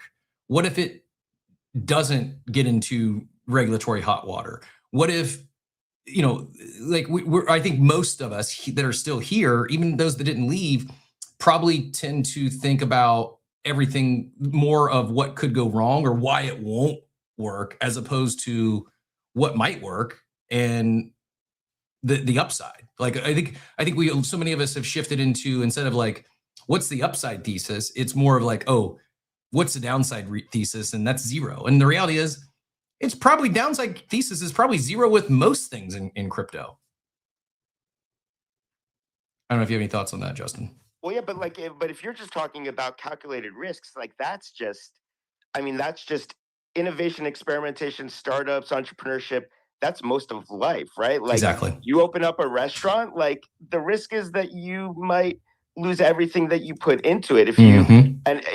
Look, even the ones, the ventures that have the most due diligence put on them, i.e. those that have a level of success that they get to, Series A investment from these big institutional firms that, were behind Google and Uber, et cetera.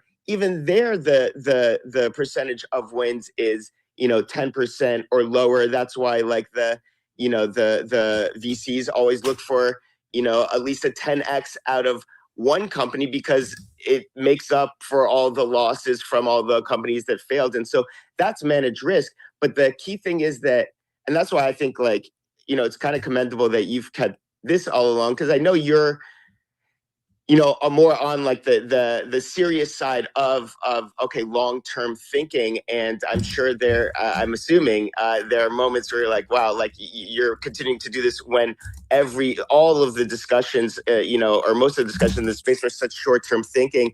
And so to stick through that is important, because that's also the other thing that I think is important. The innovation, experimentation, just kind of entrepreneurial activity, like those that are involved in that, enjoy the process. And, I think it's one of society's biggest examples of societal insanity is that so many people spend the majority of their lifetime at work doing something that they don't enjoy, trying to earn money for doing things in such a small sliver of time that comparably that they will enjoy. That's just complete insanity, right? Now, I know not everyone has the luxury to do something that they enjoy, but that process of engaging in something new and innovative hopefully will be enjoyable, obviously more enjoyable if, you know, it continues to financially work, but even on its own enjoyable along the way in that process. So it's almost like, you know, the I guess now I'm just thinking out loud, but like there's that, you know, meme, like it's the friends you get along the way. It's also like the things you do along the way should be enjoyable. Agreed. 100% agreed. Well said. And appreciate the kind words. But yeah, I didn't leave or didn't stop because I enjoy this space. And I know this may sound crazy to some, but for me, it's much bigger than number go up or number go down. It's much bigger than the numbers on a screen that reflect my on-chain net worth or any of that stuff. Like I truly enjoy being at the cutting edge of tech in finance. I've built my entire professional career being at the cutting edge of tech. And you may think, oh, cell phones, come on, everyone has a cell phone. Not when I started. When I started selling cell phones, like half the country didn't have a cell phone yet. You know, when I started franchising, there were Verizon stores. Our quote unquote iPhone killer was the LG Dare. Wait, so did you sell beepers before cell phones? Never, not. I held a beeper. Actually, I didn't own my own beeper. I took my mom's beeper out when I went out in high school. But yeah, so beepers came. They had ran their course a little before I got in the game. But yeah, I sold some Nextel. You know, the chirps. I mean, to give you an idea, like the first breakout sales day when I thought it was kind of like being in a bull market where you think you're a genius. I was my first holiday season in wireless. And so I was selling Sprint phones at a Best Buy. Sitting next to me was an AT&T rep and a Singular rep on the other side. Anyways, the phone was a Sanyo 8200 or 5300. It was the first phone that had a camera in it that had an external caller ID. And you could actually take a picture of someone and set that caller ID in your contact list so that their picture would show up when they called you on the outside of the flip phone. Now you couldn't tell who it was because it was like VGA quality, and it was literally like a pixel. It probably like actually CryptoPunks probably had more pictures than the actual photos in the first camera phone that I sold. Anyways, I wasn't really like selling. I thought I was a great salesperson because on a Black Friday, I think I sold like 157 phones, and I didn't really sell a single one. It was people just coming in because it was the next great technology, and half the country didn't have one yet. So I was like, I wasn't a salesperson. I was an order taker. But it was my entry. Thankfully, it was a very low learning curve to get into sales and right industry. And yeah, so no beepers, but yeah, the first camera phones I was selling, and then when I went into business for myself, it was, you know, we were competing against the iPhone without an iPhone. I mean, we were selling VZ Navigator for turn-by-turn directions for $10 a month. Not to take it too far off topic, but you know, there's like if you have any unused inventory, there's a massive collectible, well, it's actually related, collectible market around those like early you know, phones. You know, I've been diving actually into early like AR VR tech, like buying literally like the first Google glasses from eBay just because like it's just sentimental to my industry. But yeah, anyways, if you have any old inventory of those early phones, they're amazing.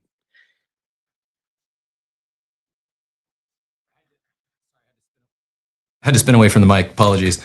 I do have an OG Motorola Razr, not new in box, so it's not going to carry any resale value, and this one isn't going to leave my, you know, my shelf here. But yeah, I do. At one point, I had quite the museum of old cell phones and old tech, but now I just will show off a few. The Razr B. This was a game changer. You're talking like VGA quality cameras and photos. Like the tech in it was nothing like today, but the style, like this was ahead of its time. This probably those 50% of the country that didn't have a cell phone, it was the Razr that got them on board. Yeah, good trip down memory lane. I just checked in with Simple Farmer. I promise you it's not engagement bait. He is planning to join us. We chatted just before the show, around an hour before the show. So I just checked in. We will get him up here. And if for some reason something came up, I know he's a busy guy, and an impromptu interview on Coffee with Captain, probably not the most important thing on his agenda today. So if for some reason he can't join us today, I promise we will have him back on later this week. But yeah, beepers were kind of underrated.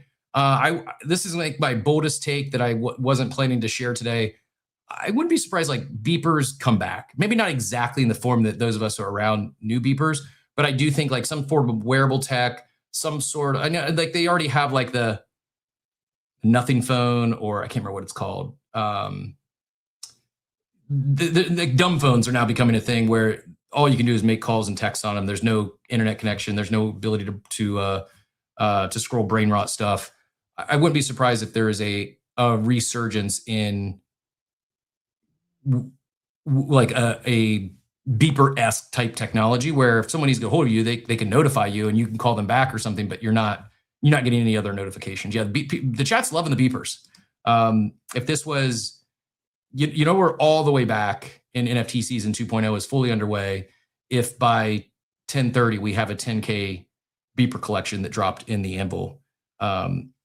Well, I think at least in movies, stockbrokers back in the day used to always have their beepers. So maybe, that's going to be the accessory item of the stockbrokers, I mean, I just shared with Ant Academy, who's got an NFT collection coming up soon. He's like, I like how you're doing the allow list. I've been thinking about doing a small collection. I've got a few ideas, just kind of percolating mechanics and ideas now. You might have maybe this is it. Maybe this is my contribution to the stockbroker ecosystem and is launching a beeper collection for the stockbrokers in the Anvil AMM stonk beepers. Yep, this is it. We just crowdsourced the next cook. It's coming from Coffee with Captain. It will be community sourced. Let me ask you a question just so I'm up here and I know you're waiting for Simple.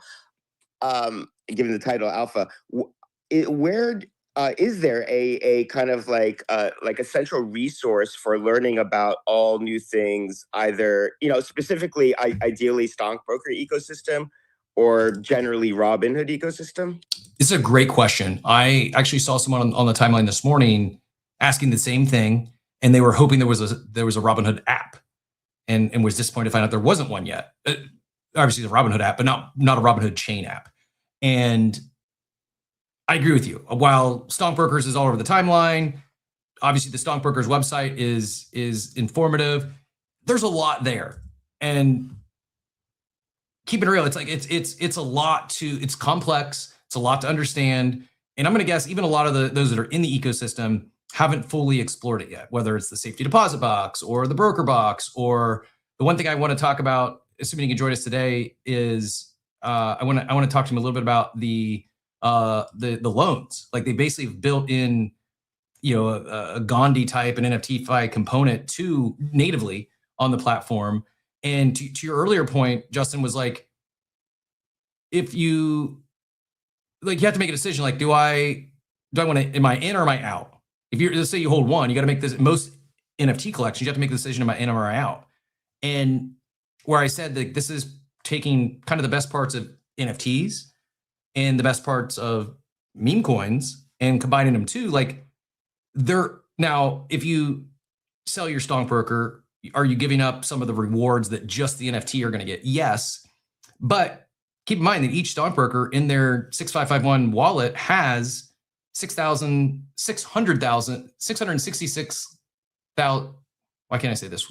666,666 stockbroker token in each NFT, to where you don't have to completely exit, right? You can take some off the top on the run up. To whereas like we used to talk about the alpha was mint at least 3 of something. So you've got one to sell to break even, one to sell on the mid run up, and then one to, a moon bag.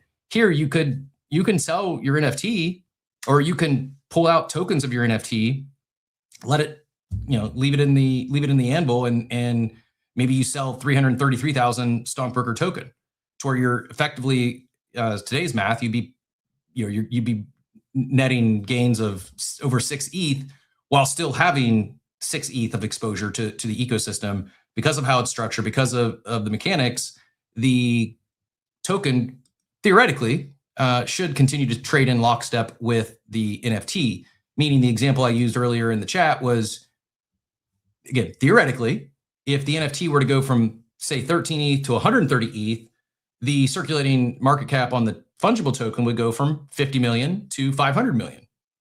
130 ETH seems like an unattainable number for many in the NFT land. It does. I agree. 130 ETH, I did not think we would see 130 ETH NFTs in 2026. But I certainly thought we would see $500 million fungible tokens again. Like go to 50 from 50 million for as much motion as it has to 500 million doesn't seem like that big of a leap. I mean, it's a big leap. 10x is a 10x, but it's not nearly as seemingly unrealistic as thinking about an NFT to go from just by itself to go from 13 to 130 ETH. But yeah, that's part of the beauty of this model is you can take your gains without having to be completely exited or completely on the sideline. And Cap, Yes, sir. so just one point so when you talk about the valuation, one thing that happens right now is it stopped coming only from demand, it's coming from the mechanics. Yes, exactly. So that's really something that's important to highlight. 100% agreed. Raheem adds, if Hyperliquid, and this is awesome because this is the exact, not analogy, like real example that I talked with on this show with Simple Farmer well before StonkBrokers minted. Might have been an idea. Maybe he got the idea from the show when we talked about it. I don't know. But him and I were going back and forth and just about the idea of, like, at the time it was Hyperliquid was, all the talk of the town. And part of it was due to their buybacks. They were taking their fees and they were buying back the token. And we thought, like, man, we did the math on this show. I vividly remember it. We did the math, like, man, how much would it take for Hyperliquid to allocate to buying back Hypers, the NFT? And I know it's not Hyperliquid's own NFT native or own native NFT, but it was the leading NFT in that ecosystem. If they were taking, how much would it cost? And we did the math, and if we found out if they just took 1% of the fees they were generating, 1% of the fees that they were using to buy back Hype, the token, to buy back the NFT, there would have been no floor. Like, it would have been infinity. Like, literally in one day, if they just took not 1%, 1 day out of the month, so 1/30th of the buys that they were buying the token back with, if they just took 1 day out of the month and said, hey, we're going to take these fees and go buy the NFT, there would be no floor. 100% of them would have been bought up. And Raheem adds, yeah, if Hyperliquid had these same mechanics, their NFT would trade at about $1 million USD. It would have about 20,000 Hype tokens in it. And people need to think about this in terms of market cap, not floor price. And I agree. I think that's part of what is, I don't want to say confusing people, but I think it's getting lost where we're comparing, it's just a fractionalized NFT. That's kind of, but it's not. Yes, you're because I still am working through ways to explain this better in layman's terms. I do see we have Marianne jump on stage, also another great host in the space, great content creator. We'll get Marianne. Do you want to get in here with a quick take, question, thought? And then I see the man, the myth, the legend, Simple Farmer has just joined us in the green room. We'll bring him up here momentarily. Marianne, did you have you want to get in here with thoughts this morning? Captain, listening in for now. I want to hear all that everyone has to say about Robinhood NFTs because it's been an insane run. I've been waiting for something that would bring NFTs back for such a long time, and just kudos to you for still going on with us, Captain. I'll be listening in and participating briefly for now, but I don't want to take too much time. Awesome. Right now. Welcome. Appreciate you joining us as always, and yeah, excited to get into this. Without further ado, let me bring the man up on stage and Simple Farmer GM. Always a pleasure.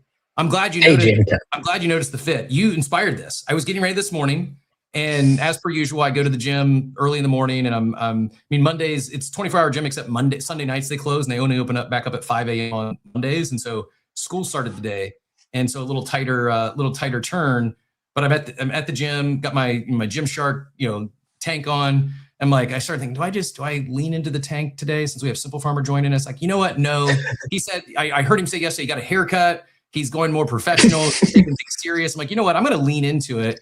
I'm going to see if I have a StonkBroker outfit in my closet. And so, yeah, what you're seeing today, this is what I thought would be the official StonkBrokers uniform would be shirt and tie.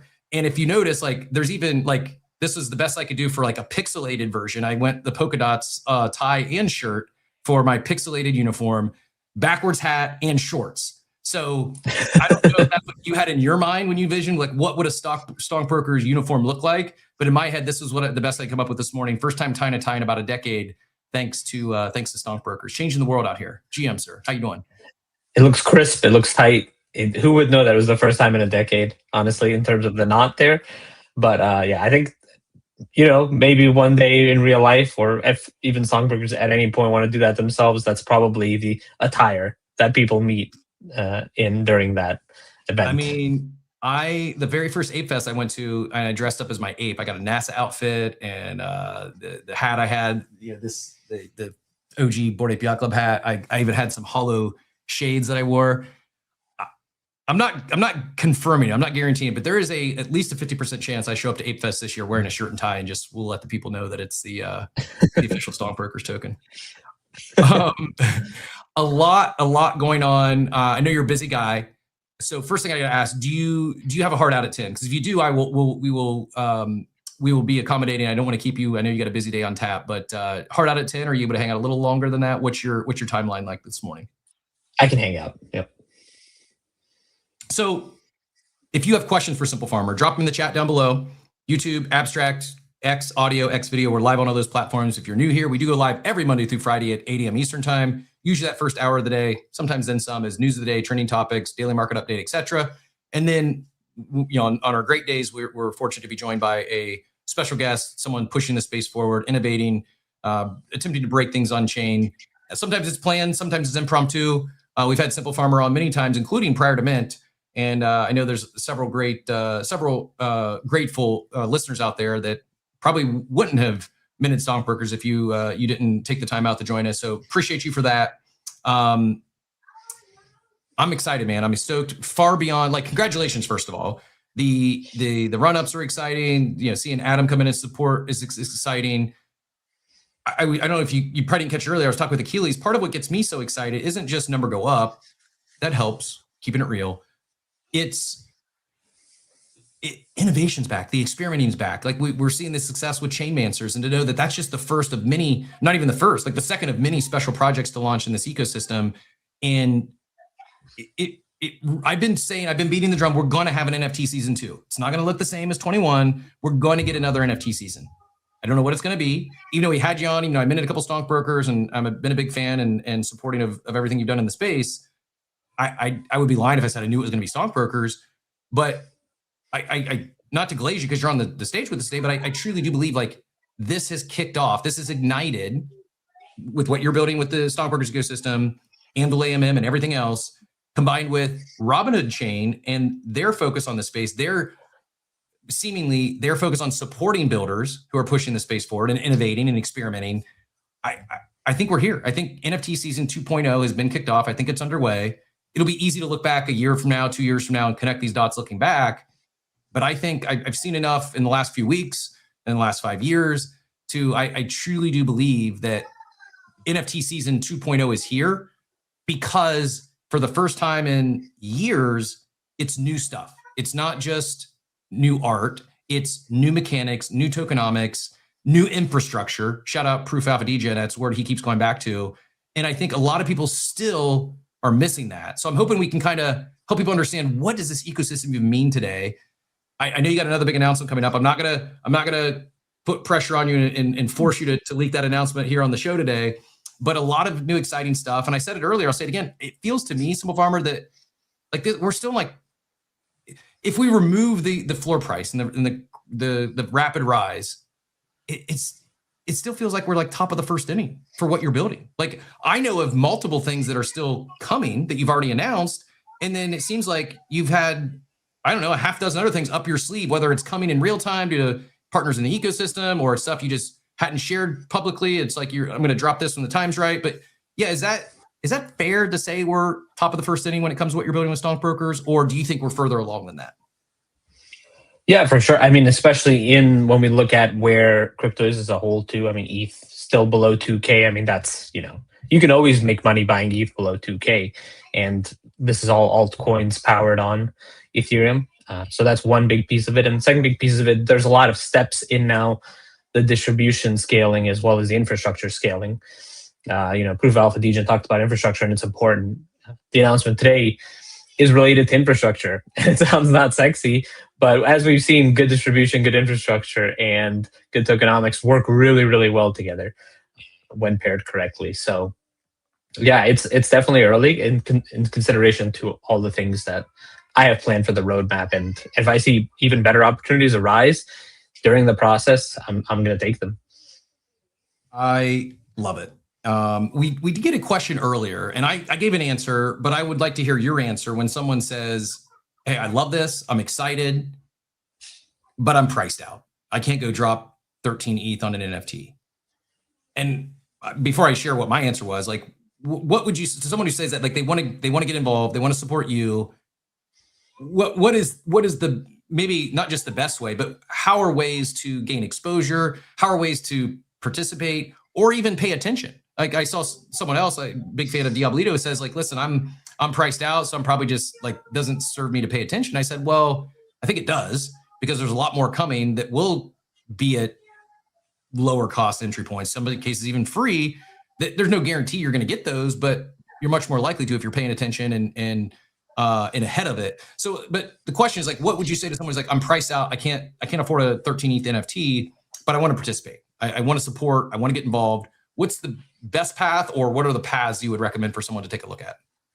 Yeah, I mean, look, the token is very much the NFT. We now have over 20,000 holders because we have over 20,000 token holders. It represents the NFT exactly. That's why the price moves this way. So that's a big piece of it. Of course, not financial advice. Still, everything is an ongoing experiment. So it doesn't mean go buy it. But if you want to be part of it, if you buy 10 StonkBroker token, you message me, can I join the X group? Yes, you can. Okay. Please do. That's the point. That's the point of how the system works. But also, long term, maybe not within the next month, but a little bit longer, I'm definitely already thinking about what are the fractionalization methods where you can fractionalize the NFT as well into potentially like 2 NFTs.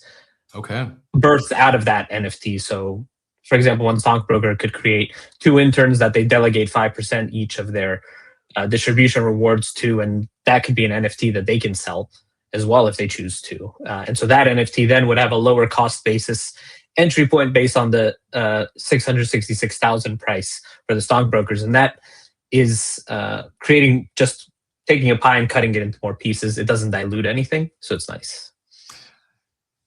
Yeah, there's so much to talk about. So many new novel mechanics, infrastructure, tech. I know some are debating that, or some are saying this isn't new, and 6551s existed before. Chonkies did them on ETH, and yeah, there's maybe the tech isn't brand new, but I don't think there's anyone that's pulled all these different moving pieces together, like we've seen with StonkBrokers. And one of the things when we like so many, like the old roadmap used to be, you drop your first NFT collection, you grow, you gain some momentum, you get some mind share, you get your community, and you hit a point like, oh, it's 10 ETH, it's 5 ETH, it's 2 ETH, like it's too expensive for a lot of people, and we want to grow our community. The only way to grow our community is, we need to launch a secondary collection. We need to launch something that's our mutants or our elementals or our fill in the blank, our little pudgies. And not that there was anything wrong with that, but that can be dilutive. It does often, whether it's another NFT collection minting or, we're going to drop a fungible token now so we can reach tens of thousands, hundreds of thousands of wallets. Almost in every one of those instances, what we saw happen to the NFT collection would run up in anticipation for the next mint or the fungible token dropping, and they would price in that token. And then once it drops, once TG happens, massive sell. It's a big liquidity event. The holders win, but then we also see a massive retracement back to, in some cases, below the levels that they were prior to the announcement of the secondary collection or the fungible token. One of the things I think is innovative is this tie-in by launching the fungible token at the exact same time as you do the NFT mint. You bypass that. Like, you pick up the benefits of sharing in the upside, as I mentioned earlier, like the best part of memes and fungible tokens, without having that pressure of dilution or pricing in it and then having a sell off. So yeah, well done. This is extremely well thought out. I've got a lot of other take. Go ahead. Cap, sorry, one thing, like what Simple Farmer said right now, I mean, that's a total change of alignment. Before that, it was a one-sided thing. It was like the team selling NFTs to potential community members who are joining. And now, like if to the argument that says like, hey, there are only, for example, 600 unique owners for the NFT, which is not true, because there are, like, as Simple Farmer was saying, as to thousands and thousands of people owning the token. But now you could literally fractionalize that NFT, and then you get to take part of the expansion of the ecosystem, which is a total change, to be honest. And it's not only a Robinhood chain thing. This goes beyond Robinhood chain. It goes like across chains. Yeah, no, absolutely. It's flipped what we knew the NFT model on its head, in a sense, to where instead of StonkBrokers mostly benefiting from the next mint, the TG of a fungible token, it's actually the holders and the supporters who can benefit along without having to crash a chart or look at it as simply a one-time liquidity event. And but you talk about multi-chain. I know one of the things we mentioned earlier, I think, is a very hyped, maybe the most hyped mint coming up would be the bugs coming from Unvault. And Simple Farmers partner with that crew over there. I don't know how much you can speak to that, but when you talk about going omni-chain or multi-chain, this is me saying this, not Simple Farmer, but I think that's going to be another lever in the StonkBrokers ecosystem, is enabling this omni-chain approach, this multi-chain approach, which Unvault will be turning on here in the near future. Any comments on Unvault? I know it's not you per se, but I know you're close to that, and if you work very closely with the team over there. Anything to add to that? Is that maybe am I thinking at least directionally accurate in terms of it unlocking some more, being a lever for the ecosystem? Yeah, look, the blockchain is permissionless, right? And what Unvault is doing is creating easier accessibility to permissionless actions that probably should exist anyways. So technically, I could have a Bored Ape and I could bridge it to Hyperliquid and list it for sale on OpenSea as some form of clone that's escrowed on the other chain. That probably should be available for everybody for every NFT, and Unvault is enabling that. But my favorite part about Unvault is specifically something that I worked on while I was working on the Unvault platform itself, and it's a liquidity pools feature. Okay. And so with liquidity pools, you get a lot of functionality of the Anvil, but it's a little different, where instead of you take an NFT and you get out tokens, you deposit tokens and NFTs into pools. You set your price ranges, at which point you're buying NFTs, at which point you're selling NFTs. You set your delta, so your rate of change. And your pool buys and sells NFTs out of your pool. You get a little fee on each one, which could be like 1%.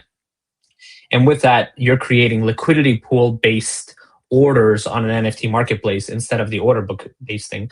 What it does is it increases volume, and those pools outcompete bots by a lot. So it's a great revenue generating source for NFT people. So once the Unvault platform goes live, I'm going to be creating a lot of those liquidity pools on a lot of NFT collections, because it's a very profitable way.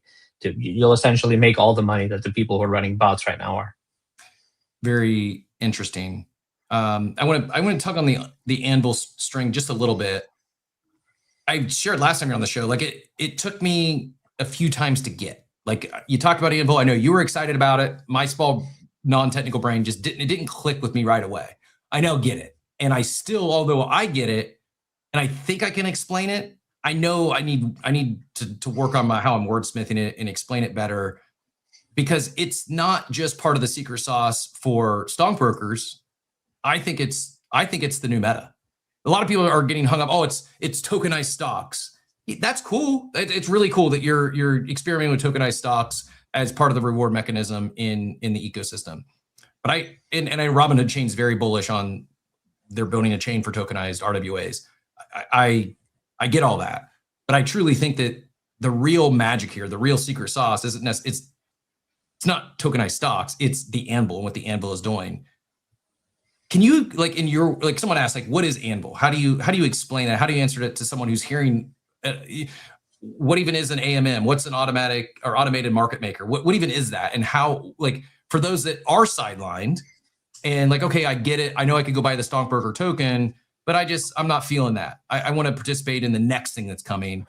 Can you explain what is the Anvil? What is an AMM, and how is it? Why do I think it might be the special sauce here, the new meta that I think a lot of teams lean into, both new launches, and I think we'll see some existing teams come into this fold. How do you explain the anvil? Yeah. So first, I think people have to understand the basis of the most commonly used NFTs in the world by far are not our pictures. They're actually Uniswap LP positions. So Uniswap LP positions get minted as NFTs to your wallet, and also with every other DEX in the industry. Those positions represent two sides of a token usually, or a liquidity pool.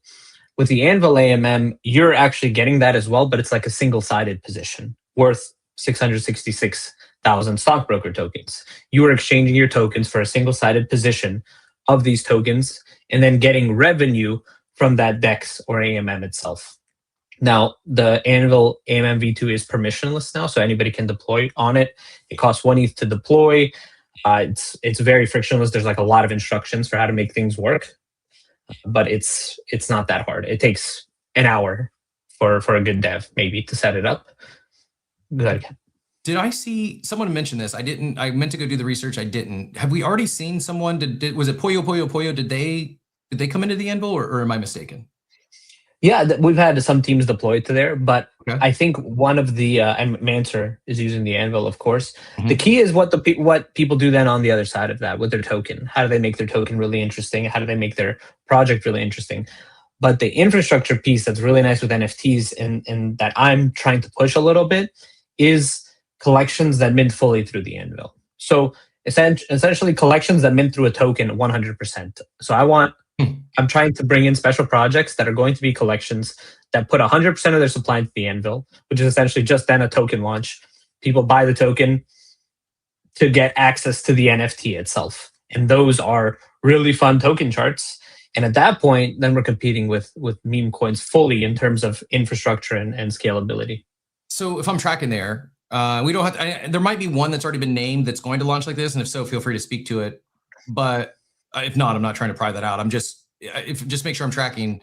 We will have here at some point in the future an NFT mint, but you won't be minting the NFT. You'll be buying the fungible token at TGE. And then if it's the same metrics as stockbrokers, not saying it's going to be, but if I buy 666,666 of whatever the fungible token is, then I could convert that into or lock that up for an NFT. Exactly. Yeah, you convert it into an NFT, and you'll have to do so to participate in their rewards in some way. Would I be burning the token, or does it find its way into that NFT's 6551 wallet? What does it look like on the back end? No, you swap the token into the AMM, so then the AMM holds your token. Okay. And you get back the NFT. Got it. I'm trading my fungible tokens for the NFT. Right. And so at any time I could go backwards if I wanted. If I wanted to trade the NFT back, I could put it back in the vault, get out the token, sell half of them if I want to take some gains and still have it, right? Of course, yeah. And with that, we'll get into like really interesting. So we're kind of trying to slowly strip away things. I think some of the things that has actually slowed down these AMM collections so far has been legacy things that we've brought along from the previous thought processing with NFT mints, whitelists. What we're doing is we're dragging along a lot of people trying to get in for free who are selling at the minimum possible price. We'll mitigate a lot of that actually with the token deployment, and that value will carry much further. We'll capture less extraction and more instead value into the NFTs floor. Frosty's adds, I currently ideate around an idea. Can the Anvil have two different basis exchange rates so it's not completely fungible? I don't know if that makes sense. It's not clicking in my brain what exactly he's asking, but what I would love to see is Frosty's in the StonkBrokers ecosystem. Big fan of Frosty's and OS Wiki, and I think he's just extremely talented dev and one that really cares about the ecosystems he builds within, and would love to see him in the ecosystem. I'm not understanding his question as he's asking it. Does it? Are you enough to be able to answer it? Yeah, maybe you can DM me. I can answer that question as well. But so for instance, you have gold apes which get more tokens. Okay, so based on traits, right? I think that could be interesting, right? The thing is, your trait basis differential, in my opinion, has to still be correlated within your ecosystem at that point, like whatever product that is. I think a better version of it is actually Anvil AMM tokens, which we already support, that support like 2 collections. So you could have like a dual collection mint, like some twins or something like that. And they have different rates within the Anvil AMM, and they do different things. I think giving traits value based on like gameplay, stuff like that is I don't think it's proven to have worked very well. Yeah, I would agree. Although I like where he's thinking, right? And the idea of twins, a twin collection that are 2 different tiers, that's intriguing to me. And I think even, I guess, let me ask you this: with the special projects, and we'll come back to this here in a minute, talk a little more special projects. Do you have like a wish list? Is there something you would love to see? Like, do you have a, hey, I'm tapped right now. I've got, my bandwidth is, you've got a lot of things you are launching natively, as well as a lot of other special projects in flight. Is there something that you've thought of that you're like rooting for, you'd like to see someone build? If there's someone listening in, it's like, I'm a dev, I want to build in the StonkBroker ecosystem. I want to leverage the Anvil. Is there anything that comes to mind that's like, hey, this is something like this is at the top of your wish list that you'd like to see, a partner collection build out? Yeah, I mean, look, there's a lot of infrastructure already. I think we have like 5 or 6 special projects already lined up that are filling gaps that are very much needed. I would like to see more gaps that nobody's even thought of created and filled. I just thought of something also, Frosties. I think one of the things with the trait based is it eliminates one of the positive benefits of the deflationary tokenomics, in that rewards flow should be based on how many tokens you burn. That is actually helping our flywheel a lot instead of based on traits. Just my thought on that. Now to cycle back, what I've seen so far that I really like. So we have Oakmont Vault coming through. We have Ticker Yard, which is really clever. Ticker Yard works a little bit like Unit did on Hyperliquid. These are very good DeFi products. And DeFi products usually have a very high floor, which is nice. A good DeFi product has a much higher floor than like, a median meme coin or a median, like NFT. Good DeFi products, because they bring in revenue, have really high floors. I like Sleuth as well. Sleuth is really cool because they're trying to create a competitor not only to AIXBT agent, but also AI infrastructure. So that's one of their things. But can you go on their agents page? Yeah, there he is. Yeah, and the PFP you're seeing there is actually a really cool shout out to DeFi Summer. That's called a Diamond Pep. And that was the most expensive NFT that has ever existed on Arbitrum 1. Oh, wow. It was paired. Yeah, I think they got up to like 20, 30, 40K in value for a very short period of time before other things started popping off, before meme coins even existed. And yeah, they were called the Diamond Peps. And so that's like a shout out to DeFi Summer, because what we're trying to recreate is that NFT cycle peak combined with the DeFi Summer peak. Yes. And so far it's working. And so what you're seeing is a lot of projects that are like, they dropped a white paper. So instead of people coming through begging for whitelists for their NFT collections, we get NFTs that drop a white paper. They do a full mint through the Anvil that goes through a token. It combines these facets, and I think eliminates whitelists, which are, in my opinion, one of the worst parts of NFT mints.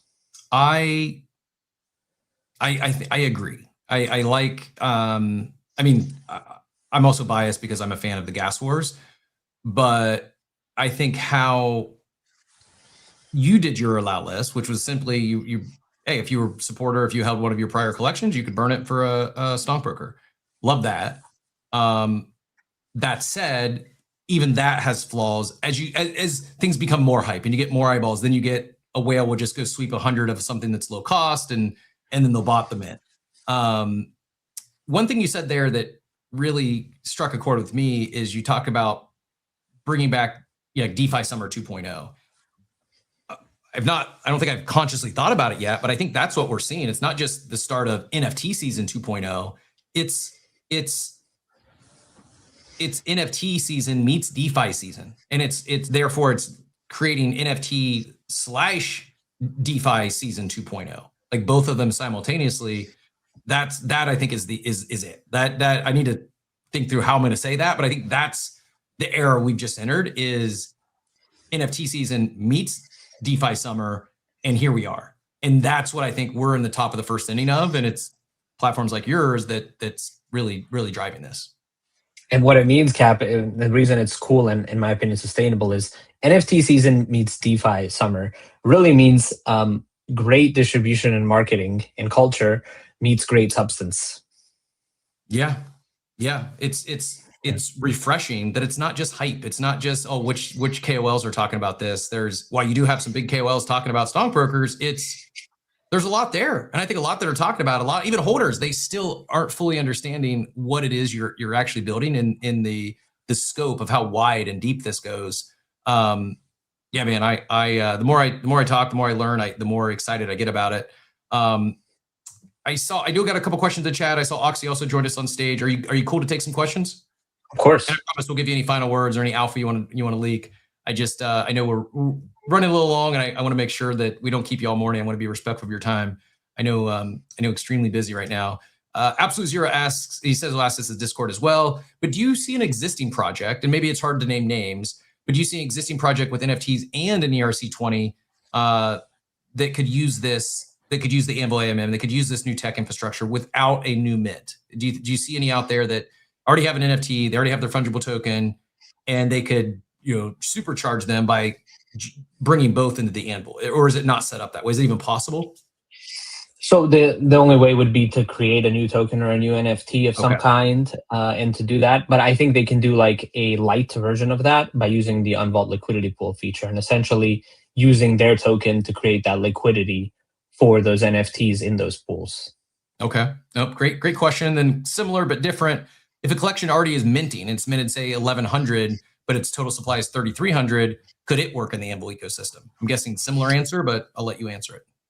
No, it's actually ideal, especially if you can still extend a portion of that whitelist to mint yourself, because with that you could still take like 25 or 30% of your collection, put it into the Anvil, get those NFTs out for the tokens, and then LP the tokens. The Anvil is like you can customize in that you can start with a collection that is 1,000 NFTs, or you can have only, so Manser, for example, Michael actually minted 25% of the collection, then he set up the Anvil, but in the side of the custom instructions, he essentially told that this collection is going to have 5,000 NFTs, and that's how he deployed it. So that's great. So yes, if you're minting and you've not minted out yet, as long as you have enough, what would you say is enough? Like 20%, 25%? What's like, I guess, the minimum amount of NFTs you would recommend being seeded in the Anvil for someone going this route?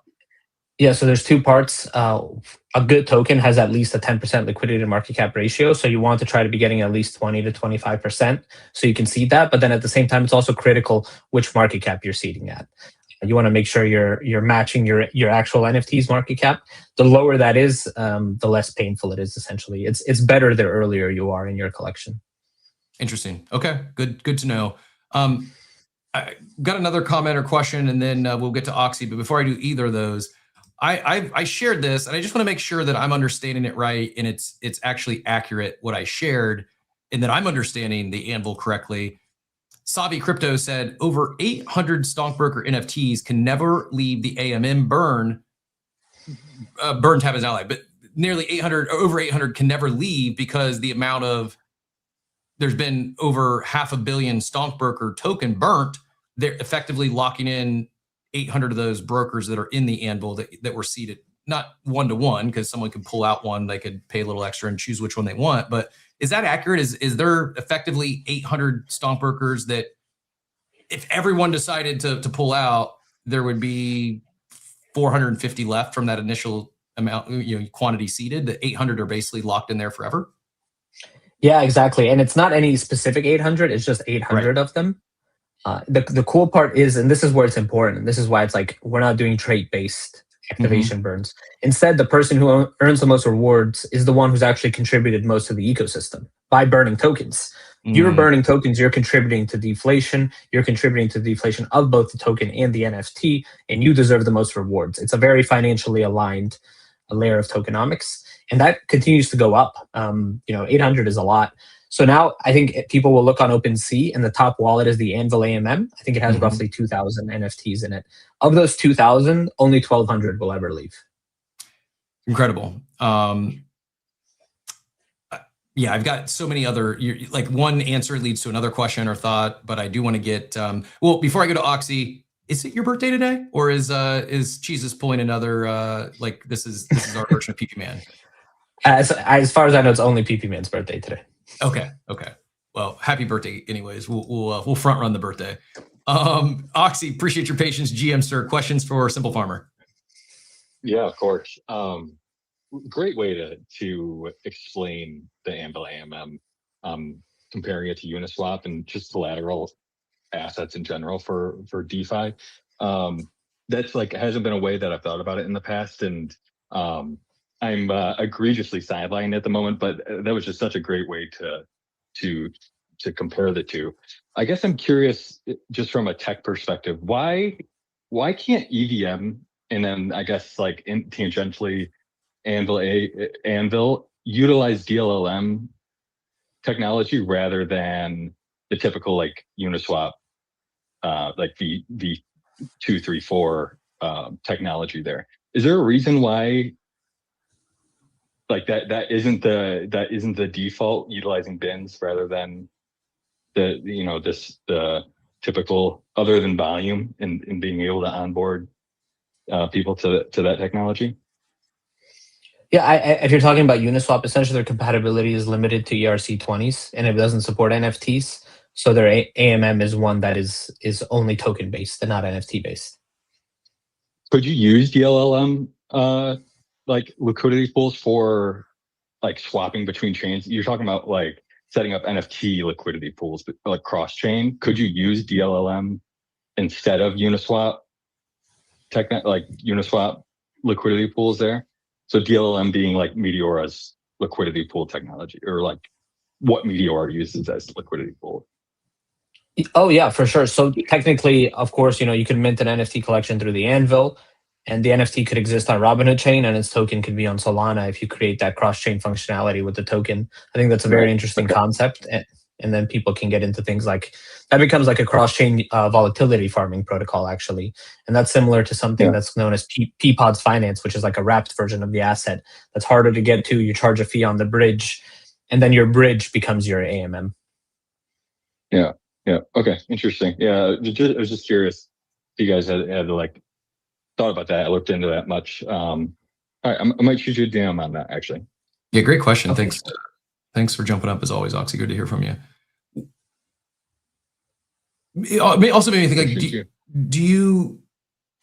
what do you view currently as your, because I think it's inevitable at this point, you're going to have others, I don't want to say copy what you're doing, but some are going, I mean, I would be shocked if we don't see others attempt to replicate or imitate at least portions of what you're doing, if not all. And I also know you have some, while you're very transparent, you're very public, I also know you have some proprietary tech in here. What do you view as the biggest competitive threat at this time, if anything? Or are you just moving a completely different path than anyone else? What do you think? Well, I think no, definitely not. Nothing outside of just trying to come up with more ideas. But I think we've hit distribution at a level, and we've gained mind share to a level, and then we're utilizing that power in a very, very intelligent way. That puts us really far ahead of the 8 ball on that. In terms of who wants to use the technology, look, if you want to Claude code something, go for it too. But there's an audited version of these contracts that you can utilize for 1 ETH, which is going to be cheaper than what you're going to pay any normal developer. So, I recommend people launch the Anvil AMM. And I also would love, this would be really good tokenomics. Obviously, this is hard to create, but it'd be good if the majority of the good Rio founders deployed through the Anvil AMM, and all of those NFT communities, especially while it's early in the game, try to pair their tokens by liquidity as much as possible. Mm-hmm. In LP positions. And that would create financial alignment between all these communities. And I spoke about it during Loki Space yesterday. Imagine if there's like an Anvil AMM in the time when like Pudgies came out or Bored Apes came out. And then essentially when one collection came through, it paired itself with the liquidity of the other. And then we could really celebrate each other's wins and not be, just maybe fake glazing sometimes. I missed most of the space yesterday, unfortunately. I caught the end of it and then went back and I listened to the full recording.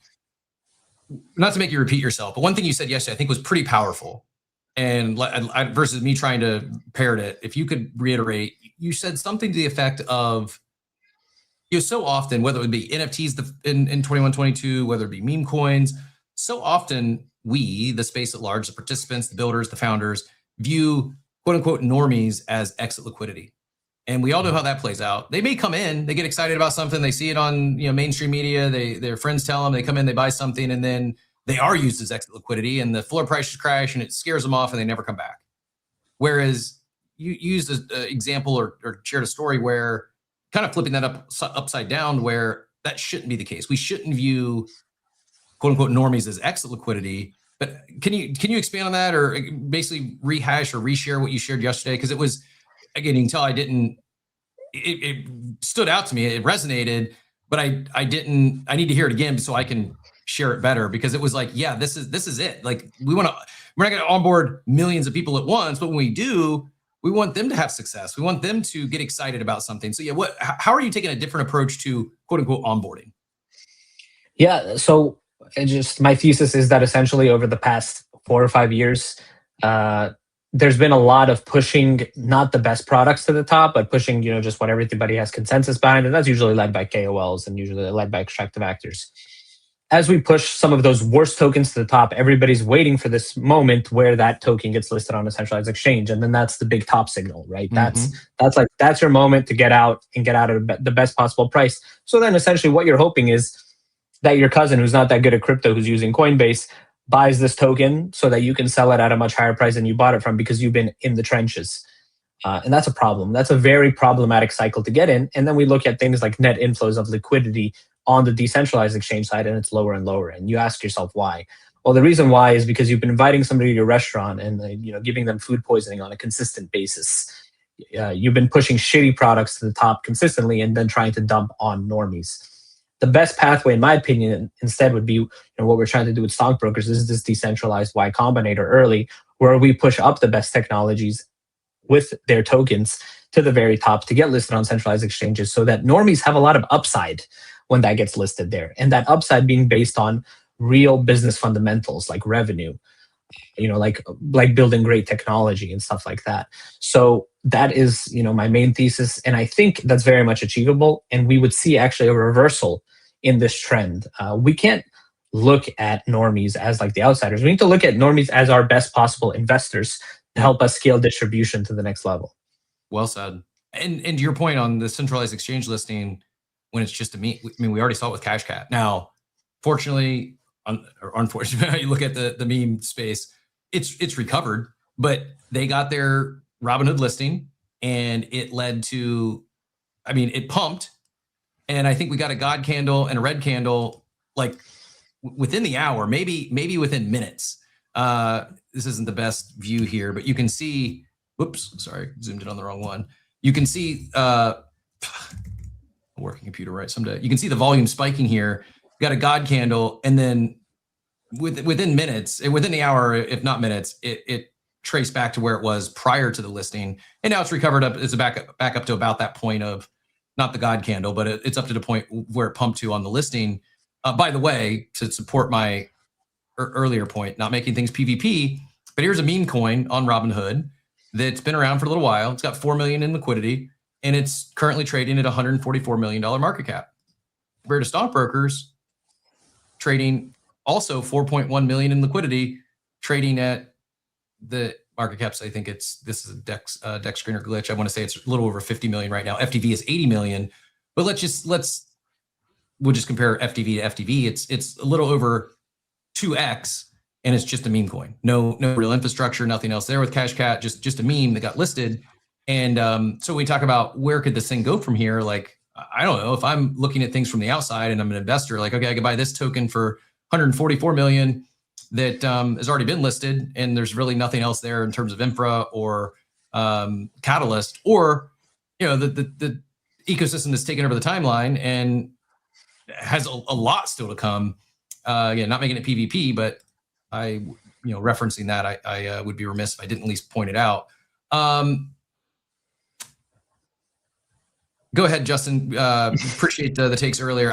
I'm trying to be succinct in my takes and thoughts. There's just, it's. I guess on one end it's simple, on the other end it's very complex, and Let me ask this, are there community resources? If someone wants to learn more about StonkBrokers, is it go to stonkbrokers.cash? Is it jump in the Discord? Are there any other good resources that's a good like TLDR or attempts to break this down? Any good videos you've seen? I did pin up a post up top from Gabo. Thanks for sharing that, Teacher Katie. That it's a big thread and kind of a deep dive into the StonkBrokers ecosystem. But is there anything that you've seen, whether it's community based or maybe not in the Discord or something I've missed, that is a good resource for those that do want to be on the show? They want to dive in deep and really understand things as well as they can. Yeah, there's been independent creators as well as myself on a lot of spaces. And so I think if you just search StonkBrokers, and then search for videos on X, you're going to find a lot of good resources. Also the white paper. People should be in the habit of reading white papers. I don't think people should speculate or invest in things that they don't understand.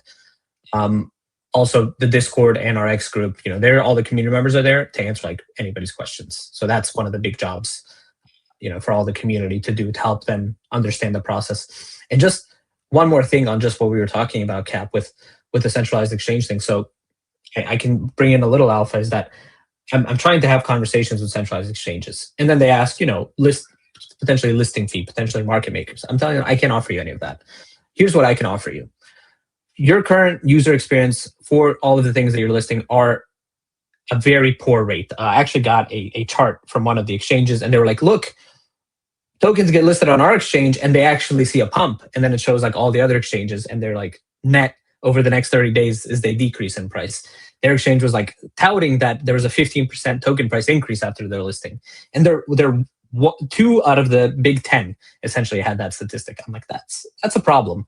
Mm-hmm. And so what I tell them is, I can't offer you market making. I'm not going to give you a listing fee. But what I can promise you is that we've built this early infrastructure in a way that it's going to continue to scale. We're going to continue to bring in projects and pair them by LP.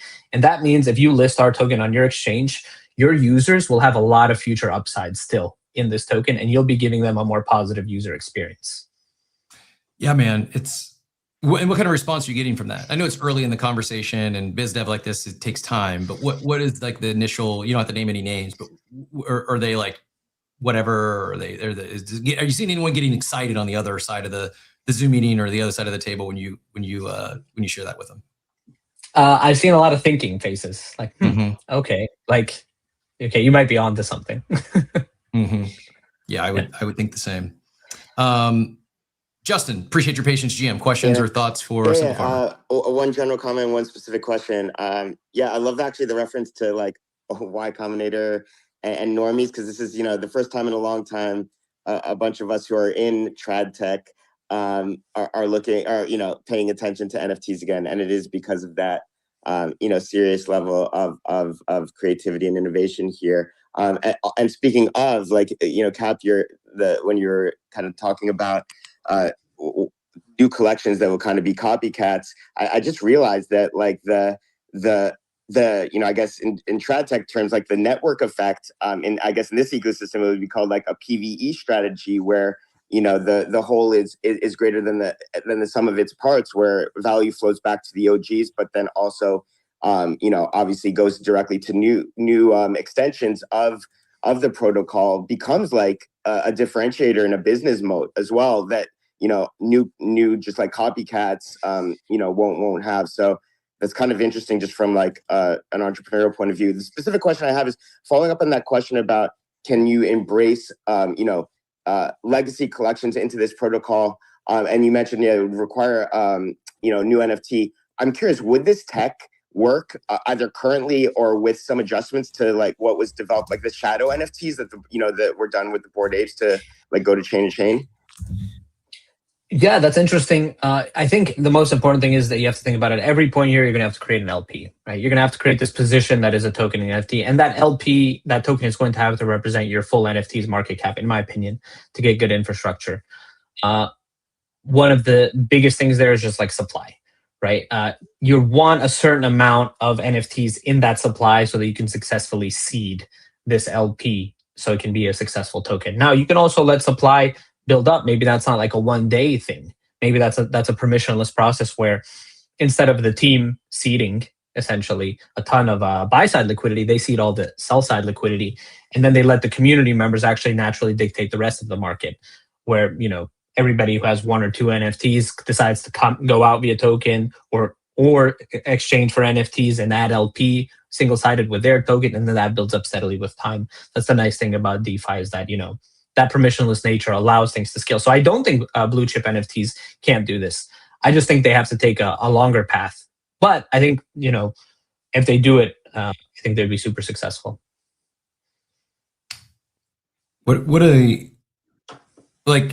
I've remained excited and optimistic for the last 5-6 years, but it happens so quickly in this space. The tide, the turning of the tides, like the second season, like it just. I mean, was it even 3 weeks ago when StonkBrokers minted? I don't remember the exact day. Has it even been 3 weeks? Yeah, it's been less than a month. It's been about 4 weeks, 3-4 weeks. Yeah, incredible. And I know I may be jumping back and forth here a little bit, but one thing I definitely wanted to hit on, because it was kind of an aha for me over the weekend, and I don't know how to best explain it, maybe you can help me here, is part of this Anvil model is, while we don't want to see necessarily people wrecking the chart or full stacking an exit, volume, whether going up or volume going down, benefits the ecosystem. And it hit me. I started looking at it, and maybe it's not this simple, but simplifying it this morning is like, we talk about like, buy the dip. Well, here, a dip actually is beneficial to the ecosystem, because a dip is volume. Like if someone's selling, they're selling. Whether it's going up or going down, any moves on the chart, any transactions, it's volume. And those fees go to buy the token, which gets burned, which I'm not saying this is why every dip is almost like instantly recovered, but when it hit me this weekend, like, of course it's going to pull back. Like nothing goes up only forever, and pullbacks are healthy. I think a big difference here that it took to this past weekend for me to grasp is like when this dip you see here on the chart, that's like feeding the flywheel. All that volume is leading to token buys, leading to burns, and then the deflationary mechanism kicks in. I'm going to sell off. Okay, we got you.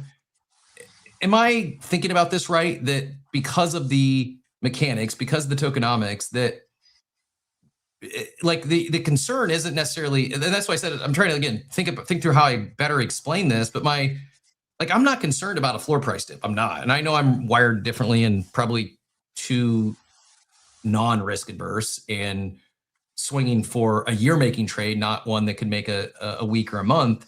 But I really have no concern over a floor price pulling back 10, 20, 30%, because it's still feeding them. It's still feeding the beast. What I would get concerned about is if volume just dries up and people stop. I'd be more concerned over the floor staying the same and maybe going up a little bit and the volume going down by 20, 30, 50, 100%.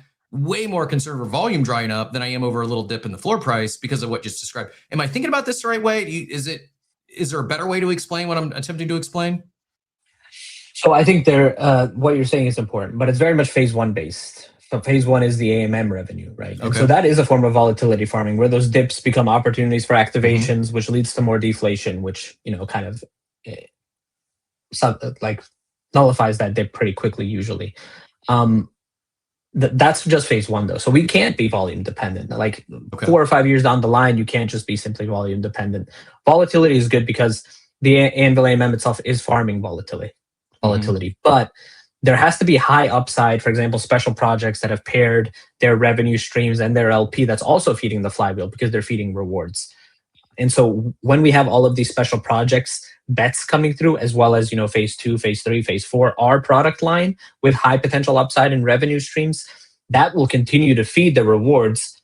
And then the token and the NFT live downstream from those rewards. So as long as those marketing rewards are robust, those distributions that you're getting, that's going to continue to push the flywheel, because there's going to be a lot of value for holding this and keeping that activated NFT. That value is going to overweigh selling it. And so that's leading to essentially really, really good holders right now, who NFT people are good holders anyway, but these are like excellent holders because they're very much rewarded on a daily basis. We're talking about airdrop meta. They're airdropped every single day, and based on, DeFi processes. So yes, but that is very much a phase one part of the thinking, but you are right. Makes sense. Makes sense. And yeah, you're not kidding. Like it's been, thank you to everyone in the chat who went back and either confirmed or you just had it burned in your memory. 3 weeks. It looks like July 17th was mint. So we're a week from today. We'll be celebrating a 1 month anniversary. And to think like this is, and I know this didn't, I know for a lot of people, it seems like an overnight success, always came out of nowhere. For those that have, I shared earlier, like I was extremely grateful for your support with Clutch Markets. I think we were one of the first partners that you, when you launched Clutch Markets. And I got excited because what you were building made sense. Like it didn't exist. Like it was a new novel concept, like to be able to parlay prediction markets, like, oh, I'm in, like that's exciting. And while Clutch Markets the early phase, like the first product may have not had as much commercial success or took over the timeline like this, it's continued to impress me how you're going to keep iterating, you're going to keep experimenting, keep trying new stuff. And I know a lot of this stuff, like Anvil just didn't come out. Like it's been there. It's just now we're really seeing the machine or the flywheel or whatever we're going to call it in action. And it is really exciting for what it's leading to. And I mean, we talked Chain Mancers, we had Slopfather on here, and they've had not just a lot of like, I feel it's important to quantify the success because it's not just a floor price of 1.269. I don't think you can find another NFT collection that's done 1,250 ETH in volume in their first 4 days.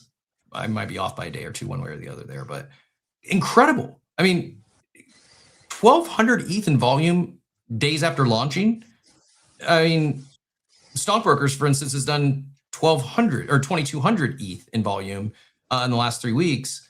What is it as simple as saying, oh, it's because of the fungible token, it's because of the Anvil?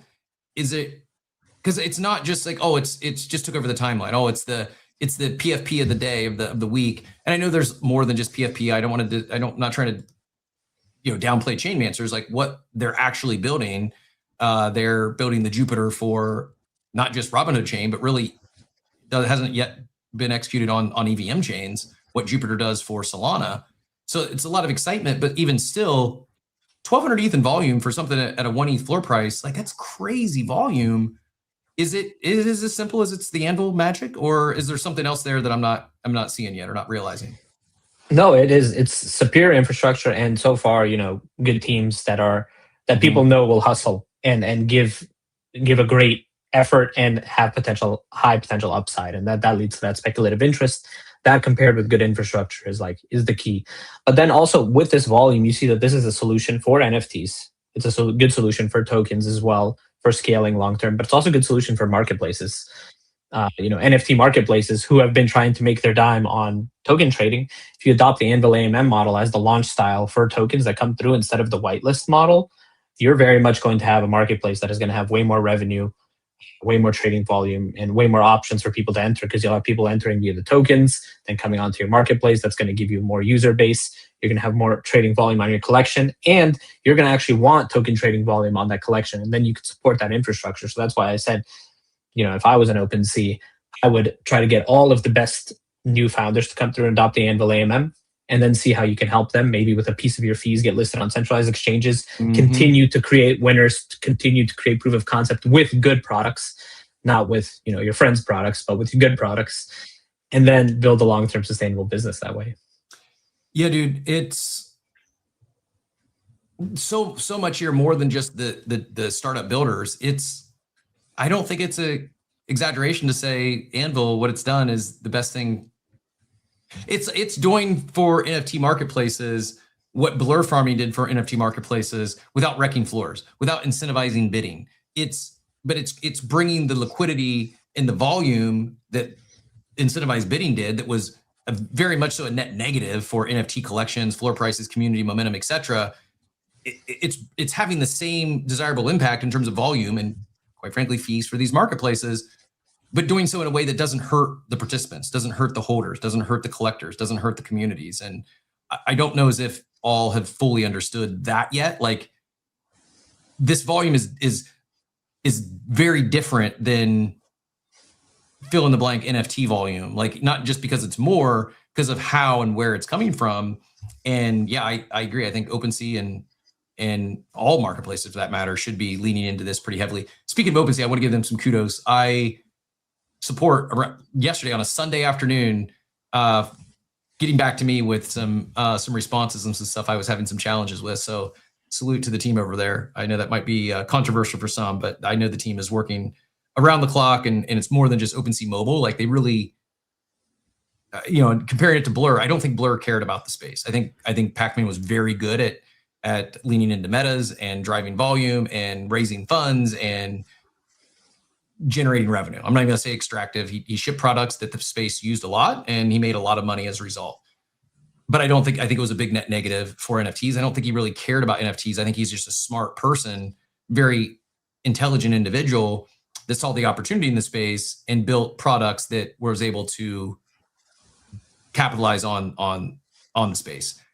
I think OpenSea actually really cares about the space. I think they want to see it do well, and I hope that I know it's caught their attention, but I hope they're thinking about ways they can really lean into this to not only support other NFT collections, but directly support their marketplace as well. Yeah, they've been very helpful. I just want to say that as well to me, and they've been very responsive, and it's been a very positive experience with them. So I hope they unlock that. What I was just talking about, my thesis.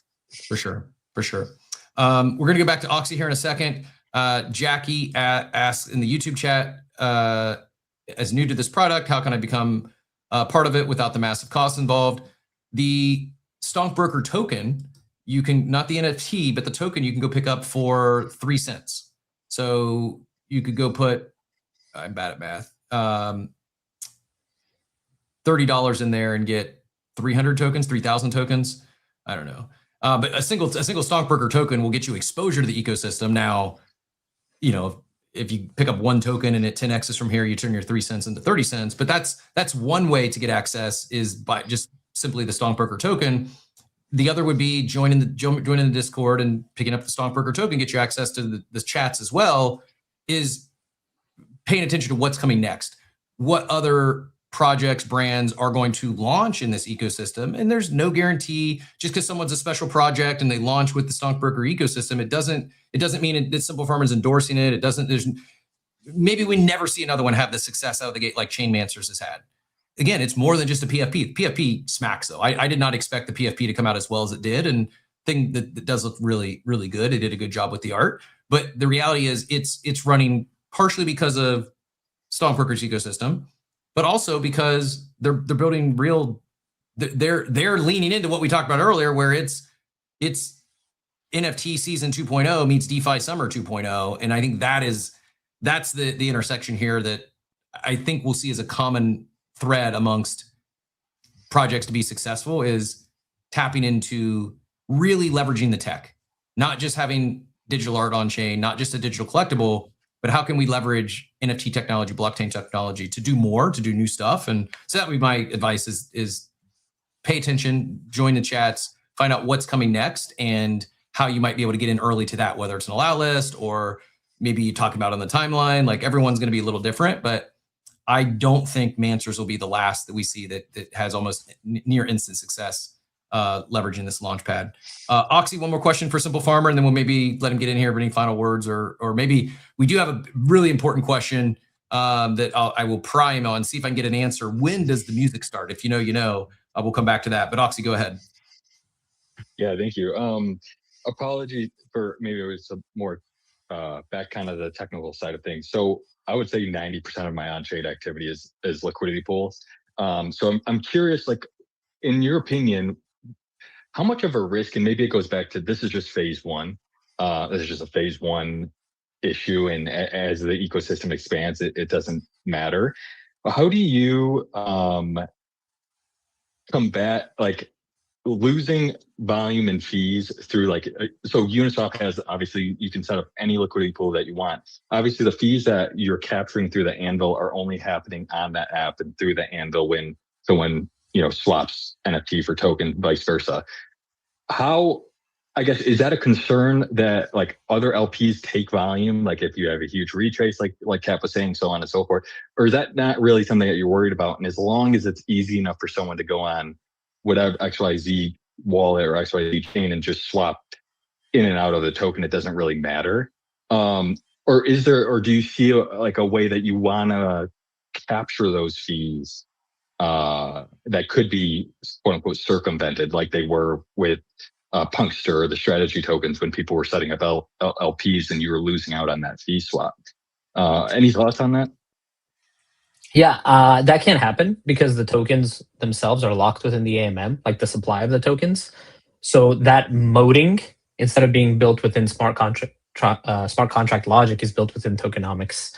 So essentially, nobody can recreate an anvil and circumvent that for the StonkBrokers token because they don't have token supply to do so. They can create a permissionless version where people can deposit on each side and try to compete in that way. But I don't believe that supply is available at a high enough level and that they could make it lucrative enough. Now, I think, for example, with the interns model that I was talking about, the fractionalization, that's where I would try to use that kind of model, where it's like people can kind of do it themselves, both sides of it, but then we still have that first primary eco protected without these changes in smart contract logic that nerf scalability. Love it, man. It seems like everything has been, not that you've just been thinking about this and ideating for a while. You have launched it prior to StonkBrokers launching, and I don't say you've got an answer for everything. I'm sure there's going to be a curveball or a question come up at some point, or someone else does something that makes you go back and rethink things. But yes, truly, like, salute to you for having an extremely well thought out, intentional mint that. It wasn't like, oh, it's live, we're gonna go to mint and then figuring stuff out as you go, or having a few roadmap items. It's like when I said top of the first inning, part of my thinking that is because I understand the roadmap, I understand the launch pad and everything that's coming, and at the same time, I know more is coming. And this, back to the builder ecosystem, the likening it to an on-chain Y Combinator. That hits. That to me is like, that's probably a much better comparison than comparing it to apes or pudgies or any. And I'll stand on my take that I think all those collections, they are utility NFTs. They have experimented and brought novel things from the technical standpoint, and I would love to see more of that from them.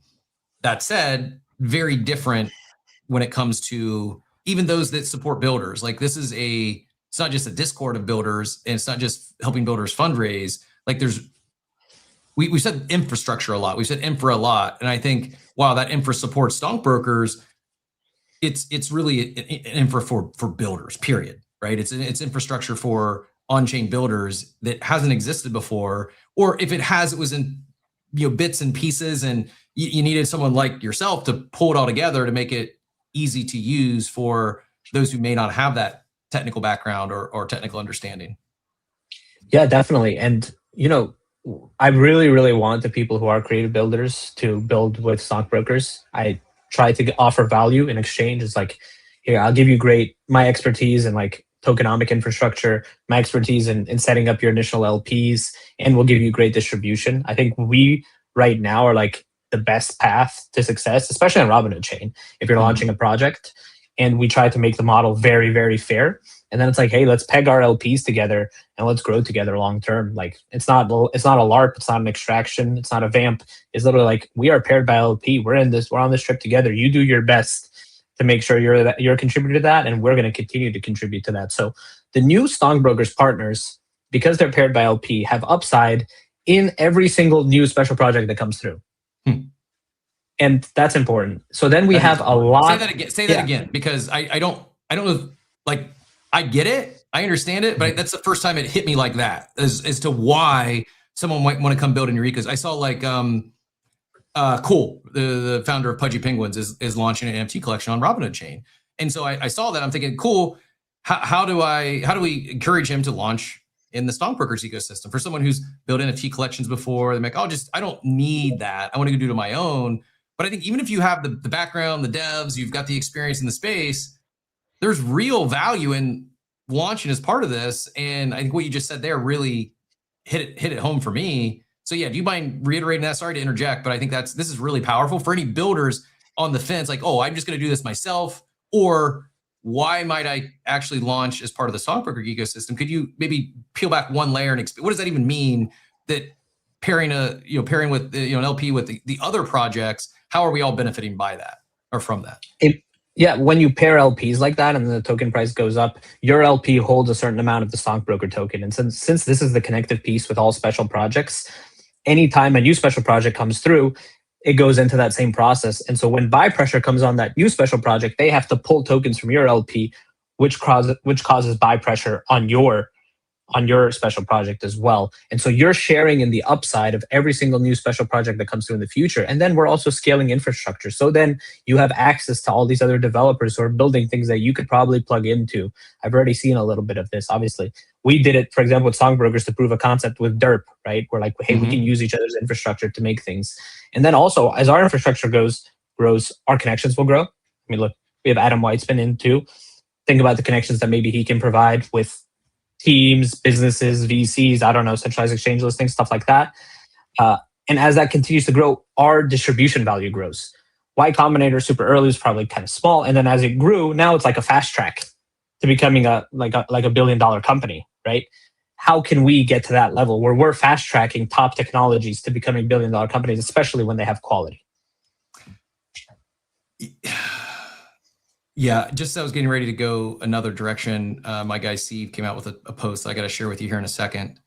Before I go there, is it safe then to say that, or not just safe to say, but put another way, what you just described is that, what do we say, 1,200 ETH of volume, 1,250 ETH of volume on Chainmancers and their success, that has not only helped, volume on Chainmancers and drive up their price and their token, but that 1,251 ETH of volume has also benefited StonkBrokers, the token, and by default the NFT. Is that a correct statement? Like this 1,250 ETH that's Chainmancers is not only benefiting them, it's also directly benefited StonkBrokers, right? Of course, yeah, definitely. The model is such that it's a very symbiotic relationship between the ecosystems, and then that continuous scaling continues to improve that process. And we're early, right? We have 2 special projects so far. So I would love to see long term what this looks like with like 100 special projects. And now one thing is important is that a lot of these products and projects are paired with ETH. Slowly and progressively, I'm going to start working to make sure a lot of special projects that we have come through pair with stock tokens, because then our LP foundation can be based in these RWAs, so that we have essentially bear market protection against the volatility of an ETH cycle. Then I think we get into really elite territory. So I'm going to try to be building up stock token LP for the StonkBrokers ecosystem through additional special projects through the OG StonkBroker token as much as I can long term. Incredible. My guy Steve with this post, which was assisted by Dort, who had the initial comment in the war room of all places. And so this is my recommendation for the next StonkBrokers ecosystem project. If there's someone listening in and you're like, I'm sold, I want to build this, I want to be part of the next, the greatest on-chain Y Combinator we've ever seen, but I don't have an idea. I've got the idea for you. Someone needs to ship this. Steve says, with the 6551 innovation by StonkBrokers, had a great discussion with Dort. What if someone launched an ecosystem that did this for traditional and digital art? Same model, but instead of stocks, fractionalized shares of Picassos, Fidenzas, Warhols, etc. Who's building this? Has this thought crossed your path yet? And do you agree? Any reason for someone not to pursue this as a StonkBroker ecosystem project? Yeah, I mean, I think that would be super cool. In terms of just like really expensive art NFTs, you could literally do this yourself on the Anvil right now because it's permissionless. You don't have to be the collection owner. So if you have the #1 most rare crypto book, for example, and you'd like to turn that into a revenue generating asset, you go and create an Anvil AMM for it. It becomes a token as well. It's a token with only one NFT that corresponds to it essentially, and that token becomes a tradable fractionalized version of that asset. There you go. Someone ship it. You got permission. Not that you need permission, but you've got this support, not the endorsement. Quick thank you to Hans and Be Epic for the big Pingu tips over there. Greatly appreciate, or Pingu and Burr rather. And then not Burr related, but Burr got me thinking of bears. Any ability to comment. I saw someone put it in the chat about Steady Teddies have entered the chat. I saw Steady Teddies pump the other day and rumors that they were making a move, but no indication on what, unless I missed it, no indication of what that move may be. I'm just going to shoot my shot. Is there anything there that's maybe public or any comments on Steady Teddies? No, I don't have any. I don't have any conversations there. All of the special projects that we're doing, I make sure and I tell people about it. Okay. So speaking of that, we got a lot of people clocked in the chat. Clock in. The theme coin is launching this week, if I'm not mistaken. Actually, I did see, and we'll see if we can get the clock in team here on the show this week as well. But I believe Jesus' show starts here in 8 minutes. I believe he's hosting the clock in team today. So if you want to do a deep dive on clock in and what the heck is even a theme coin, check Jesus out. His show, just Jesus, it's NFT Jesus. They go live on Abstract as well as his X handle here at any time. DeFi Addict says, what I just talking about the art collection, said it would be great for Adam Weitzman since he's both a physical and digital art grails to fractionalize, and since he's now a StonkBroker partner, that might be a good one to, if anyone has the in with Adam, maybe you can help him build this thing we just ideated. Whoever does build it though, the only thing I ask is that you have to give Steve and Dort, who originally had they got to give him a allow list. You can't, if you leave my guy Dort sideline and don't let him get a allow list for building this, for taking his idea and running with it, I would be upset. So yeah, that's my only ask. You got to make sure Dort and Steve get allow list, whoever ships that. Can I ask a quick question? Go for it. Simple. As you keep referencing Y Common, I have a question around projects that launch. Let's say either through Launchpad or special projects. Do you anticipate or encourage them to also set up like the traditional organizational structure of companies with equity, et cetera? Or do you view this as a complete replacement of that, given that there's enough liquidity and effectively the NFT / token holders effectively are the I'm not going to call it investor, but the backers of the project? No, I mean, look, I definitely encourage people to set up their foundation however it makes sense for them, right? I think maybe some founders will try to build technologies that can exist without them, and some founders will want a company that has equity basis and stuff like that. And the point is we have that tooling structure that allows that to go either direction. But I definitely encourage like special projects, all of them that you ever mentioned, Cap, they need to be very, very smart. They need to create new things. I think it's important that these teams work hard. So like, for example, somebody comes to a Discord, they start asking about the special project. I said, hey, please go to the special projects Discord. People say, I don't know where the link is, or they haven't made one yet. I said, you need to tell them to make one. They need to have this if they want to scale. So it's all about encouraging that independent building that benefits us all. So if we're all, we all got that dog in us, we'll all do better. I love it. Great questions. Justin, great to hear from you again today, as well as Oxy, Machiavelli, Achilles. Appreciate you all. We've ran super long today. We do have to get Simple Farmer out of here. If you got any lightning round, any final questions, throw up a hand real quick. Otherwise, we will give. I'm not going to try to pull the alpha out of Simple Farmer. I'm going to try to pull out the time. So unless you want to share, if you want to announce whatever's getting announced today, you're more than welcome. I won't prevent you.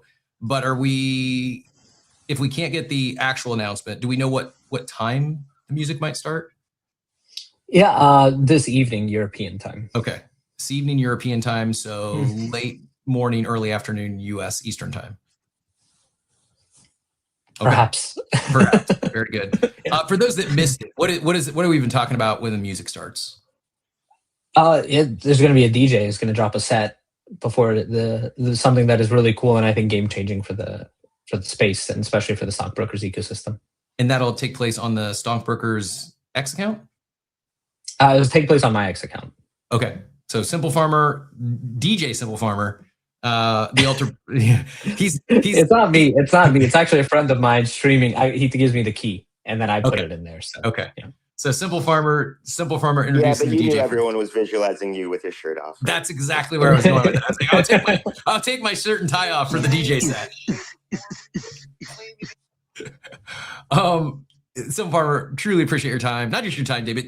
Like, genuinely thank you for bringing fun back to the space. Like, it's always been fun. I wasn't going to go anywhere. But it's a lot more fun when people are experimenting, when builders are building, when there's new stuff. It's not just, oh, do I like the art or do I not like the art? Do I like the team or not like the team? Like, that's all awesome and cool. And like, that still is an important, those are some important key things in the decision-making process if you're going to get in or support something. But it's, as someone who's here for the tech and in the community, here for the entrepreneurs, one of the things I said literally 2 weeks after Many Apes, I said, I feel like I just joined a unicorn startup with 2,500 of my best friends who I haven't even met yet. What I'm experiencing right now in the StonkBrokers ecosystem, I'm not just saying it to say it. I'm not saying it to be cheesy. It's giving me early Bored Ape Yacht Club vibes, because this was the energy and the excitement from the community. It wasn't just bag working and number go up. It was, what can I build with this IP? How can I build in this ecosystem? And every day it seemed to be, we were seeing something new. And sometimes you got a allow list for it. Other times you didn't. Other times it was just, you were just getting in to support community members and fellow friends.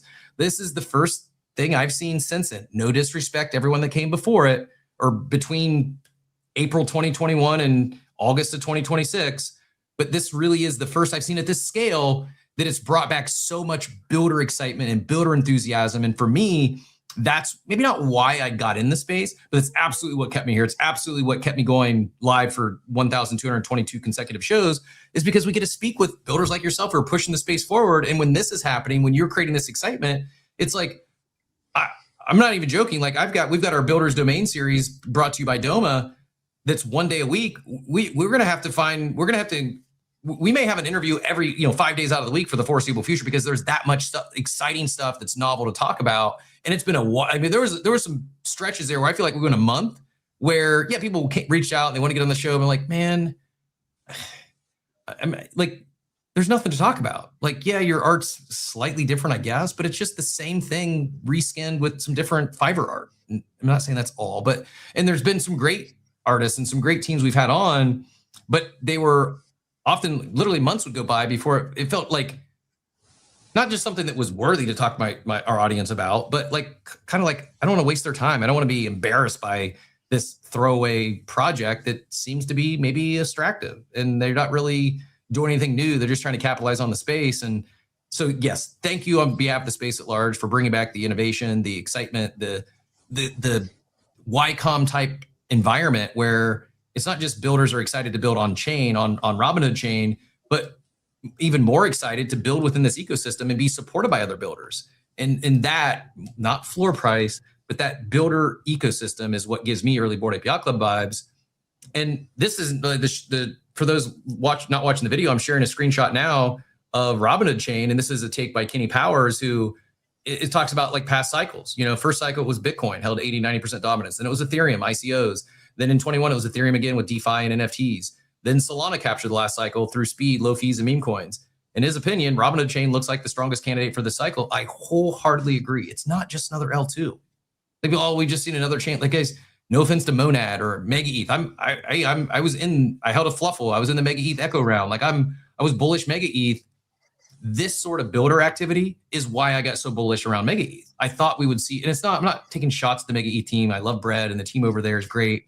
It just didn't happen. Like, for whatever reason, like, just faster blockchain, it wasn't enough tooling. It wasn't enough infrastructure to really kick off that next wave of on-chain builders like we're seeing now. And when you combine everything you're building with Robinhood chain, and this here is just their TVL chart, it's one of the few things that seemingly is up only, rapidly approaching 500 million in TVL. And I think it's also safe to say that Robinhood chain is probably top of the first inning.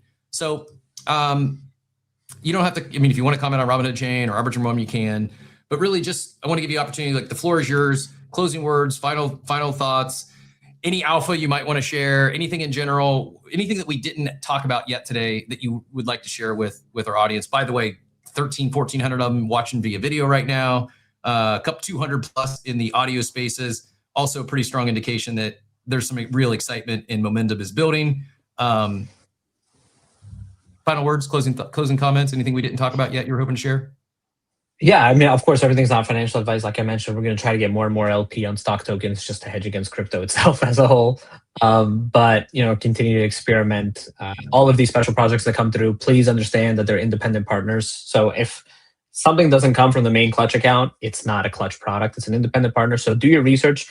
A good app, maybe for apes, somebody builds something that reads white papers to them and tells, through the headphones, explain everything that happens. That'd be a good piece of tech. But yeah, it's all about solving problems. Good technology solves problems. Cryptocurrency was founded to be good financial technology, and this is about pushing forward good financial technology and everybody who's helping push that technology forward having upside in the process. Yeah, no, appreciate you, and great idea actually on these white papers. I'm glad we're seeing white papers come back. I won't read them all. I'll skim some of them. Some I might go deeper. But what you described, like Google or Gemini Notebook LM does this. I did it with the Bitcoin white paper. You can copy paste a white paper, or anything for that matter, but you can copy paste a white paper into Notebook LM, and it'll take that and create a podcast. Not just read it to you, but it actually creates a podcast out of whatever you upload. There'll be two people, AI voices, but two people talking and commentating. I guess if you wanted to, hey, read this entire thing word by word and then dissect it, then tell me about it, look for pros and cons.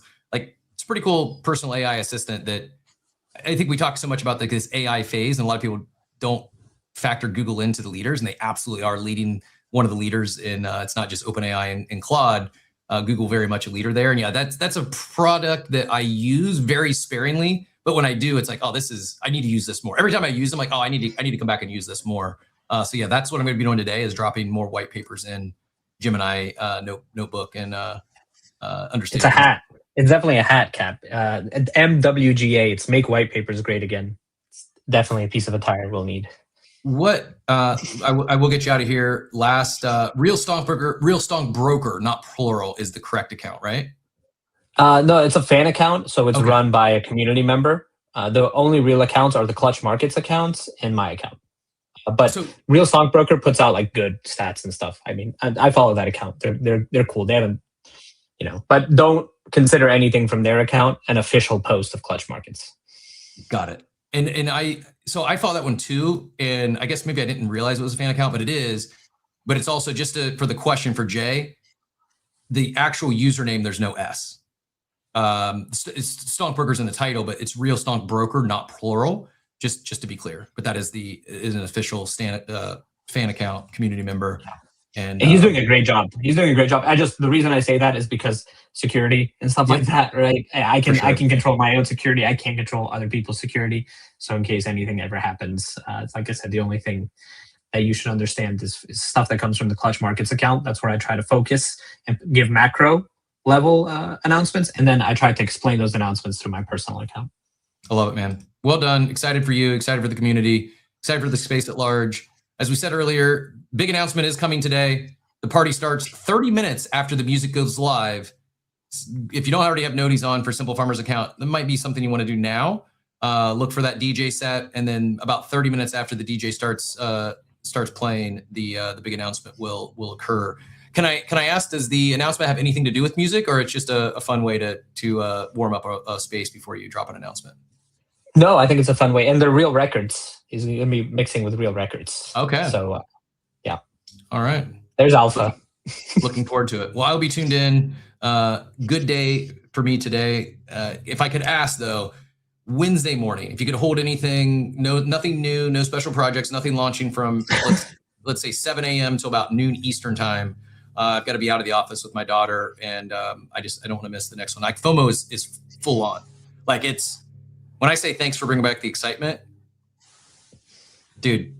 I might have to like put I'm not gonna Big Brother it and do it 24/7. I might have to put a camera on myself in the morning. I don't think any of you have any clue like how I move in the morning. I went from like old man, like, oh, I'm getting to age, yeah, I need to warm up for like 30 minutes before I get to the gym. For now, like, I pop up out of bed, I run to the MacBook first thing. Did I miss anything overnight? Like, I haven't been moving this quick pre-gym since 21, 22, and you're making me feel young again. So thank you for that. Yeah, for sure. And you can just send me your schedule, and we'll base all of our releases based on that. Perfect. Appreciate you. And my last comment, because we talked about it earlier, going with my StonkBrokers official uniform, is I think I'm gonna, if anyone wants to work with me on the Stonk Beepers collection to launch with the StonkBrokers ecosystem, we're bringing back the beepers. I don't know how we're gonna do it. I don't know what it means. I don't know what utility will be there. I don't know how we incorporate anything that means anything to the StonkBrokers ecosystem or Robinhood chain. but I'm here for the meme. And yeah, Stonk beepers it was crowdsourced this morning on the show. So if you see someone talking about beepers in the community, you know where it came from. Sounds good. I'll make sure. You're probably too young to even know what a beeper is. I don't know what a beeper is. Oh, is that like a pager? Is that a pager? Yes, a pager. Yes, Stonk Okay. pagers would be another way to put it. Yeah. Yeah, that's really, really dating ourselves here. The kids are like, what in the hell is he? What is a stonk? A stonk beeple? No, a stonk beeper. I was thinking about beeple as well. Congrats on all the beeple features, by the way. Like 7 or 8 times he's included a stonk broker in there, including a full feature. So yeah, big. That's congrats. amazing. It's gotta feel good. I'm right? a huge fan of beeple. Yeah, I have a lot of his cards that I'm collecting. Ooh, nice, very nice.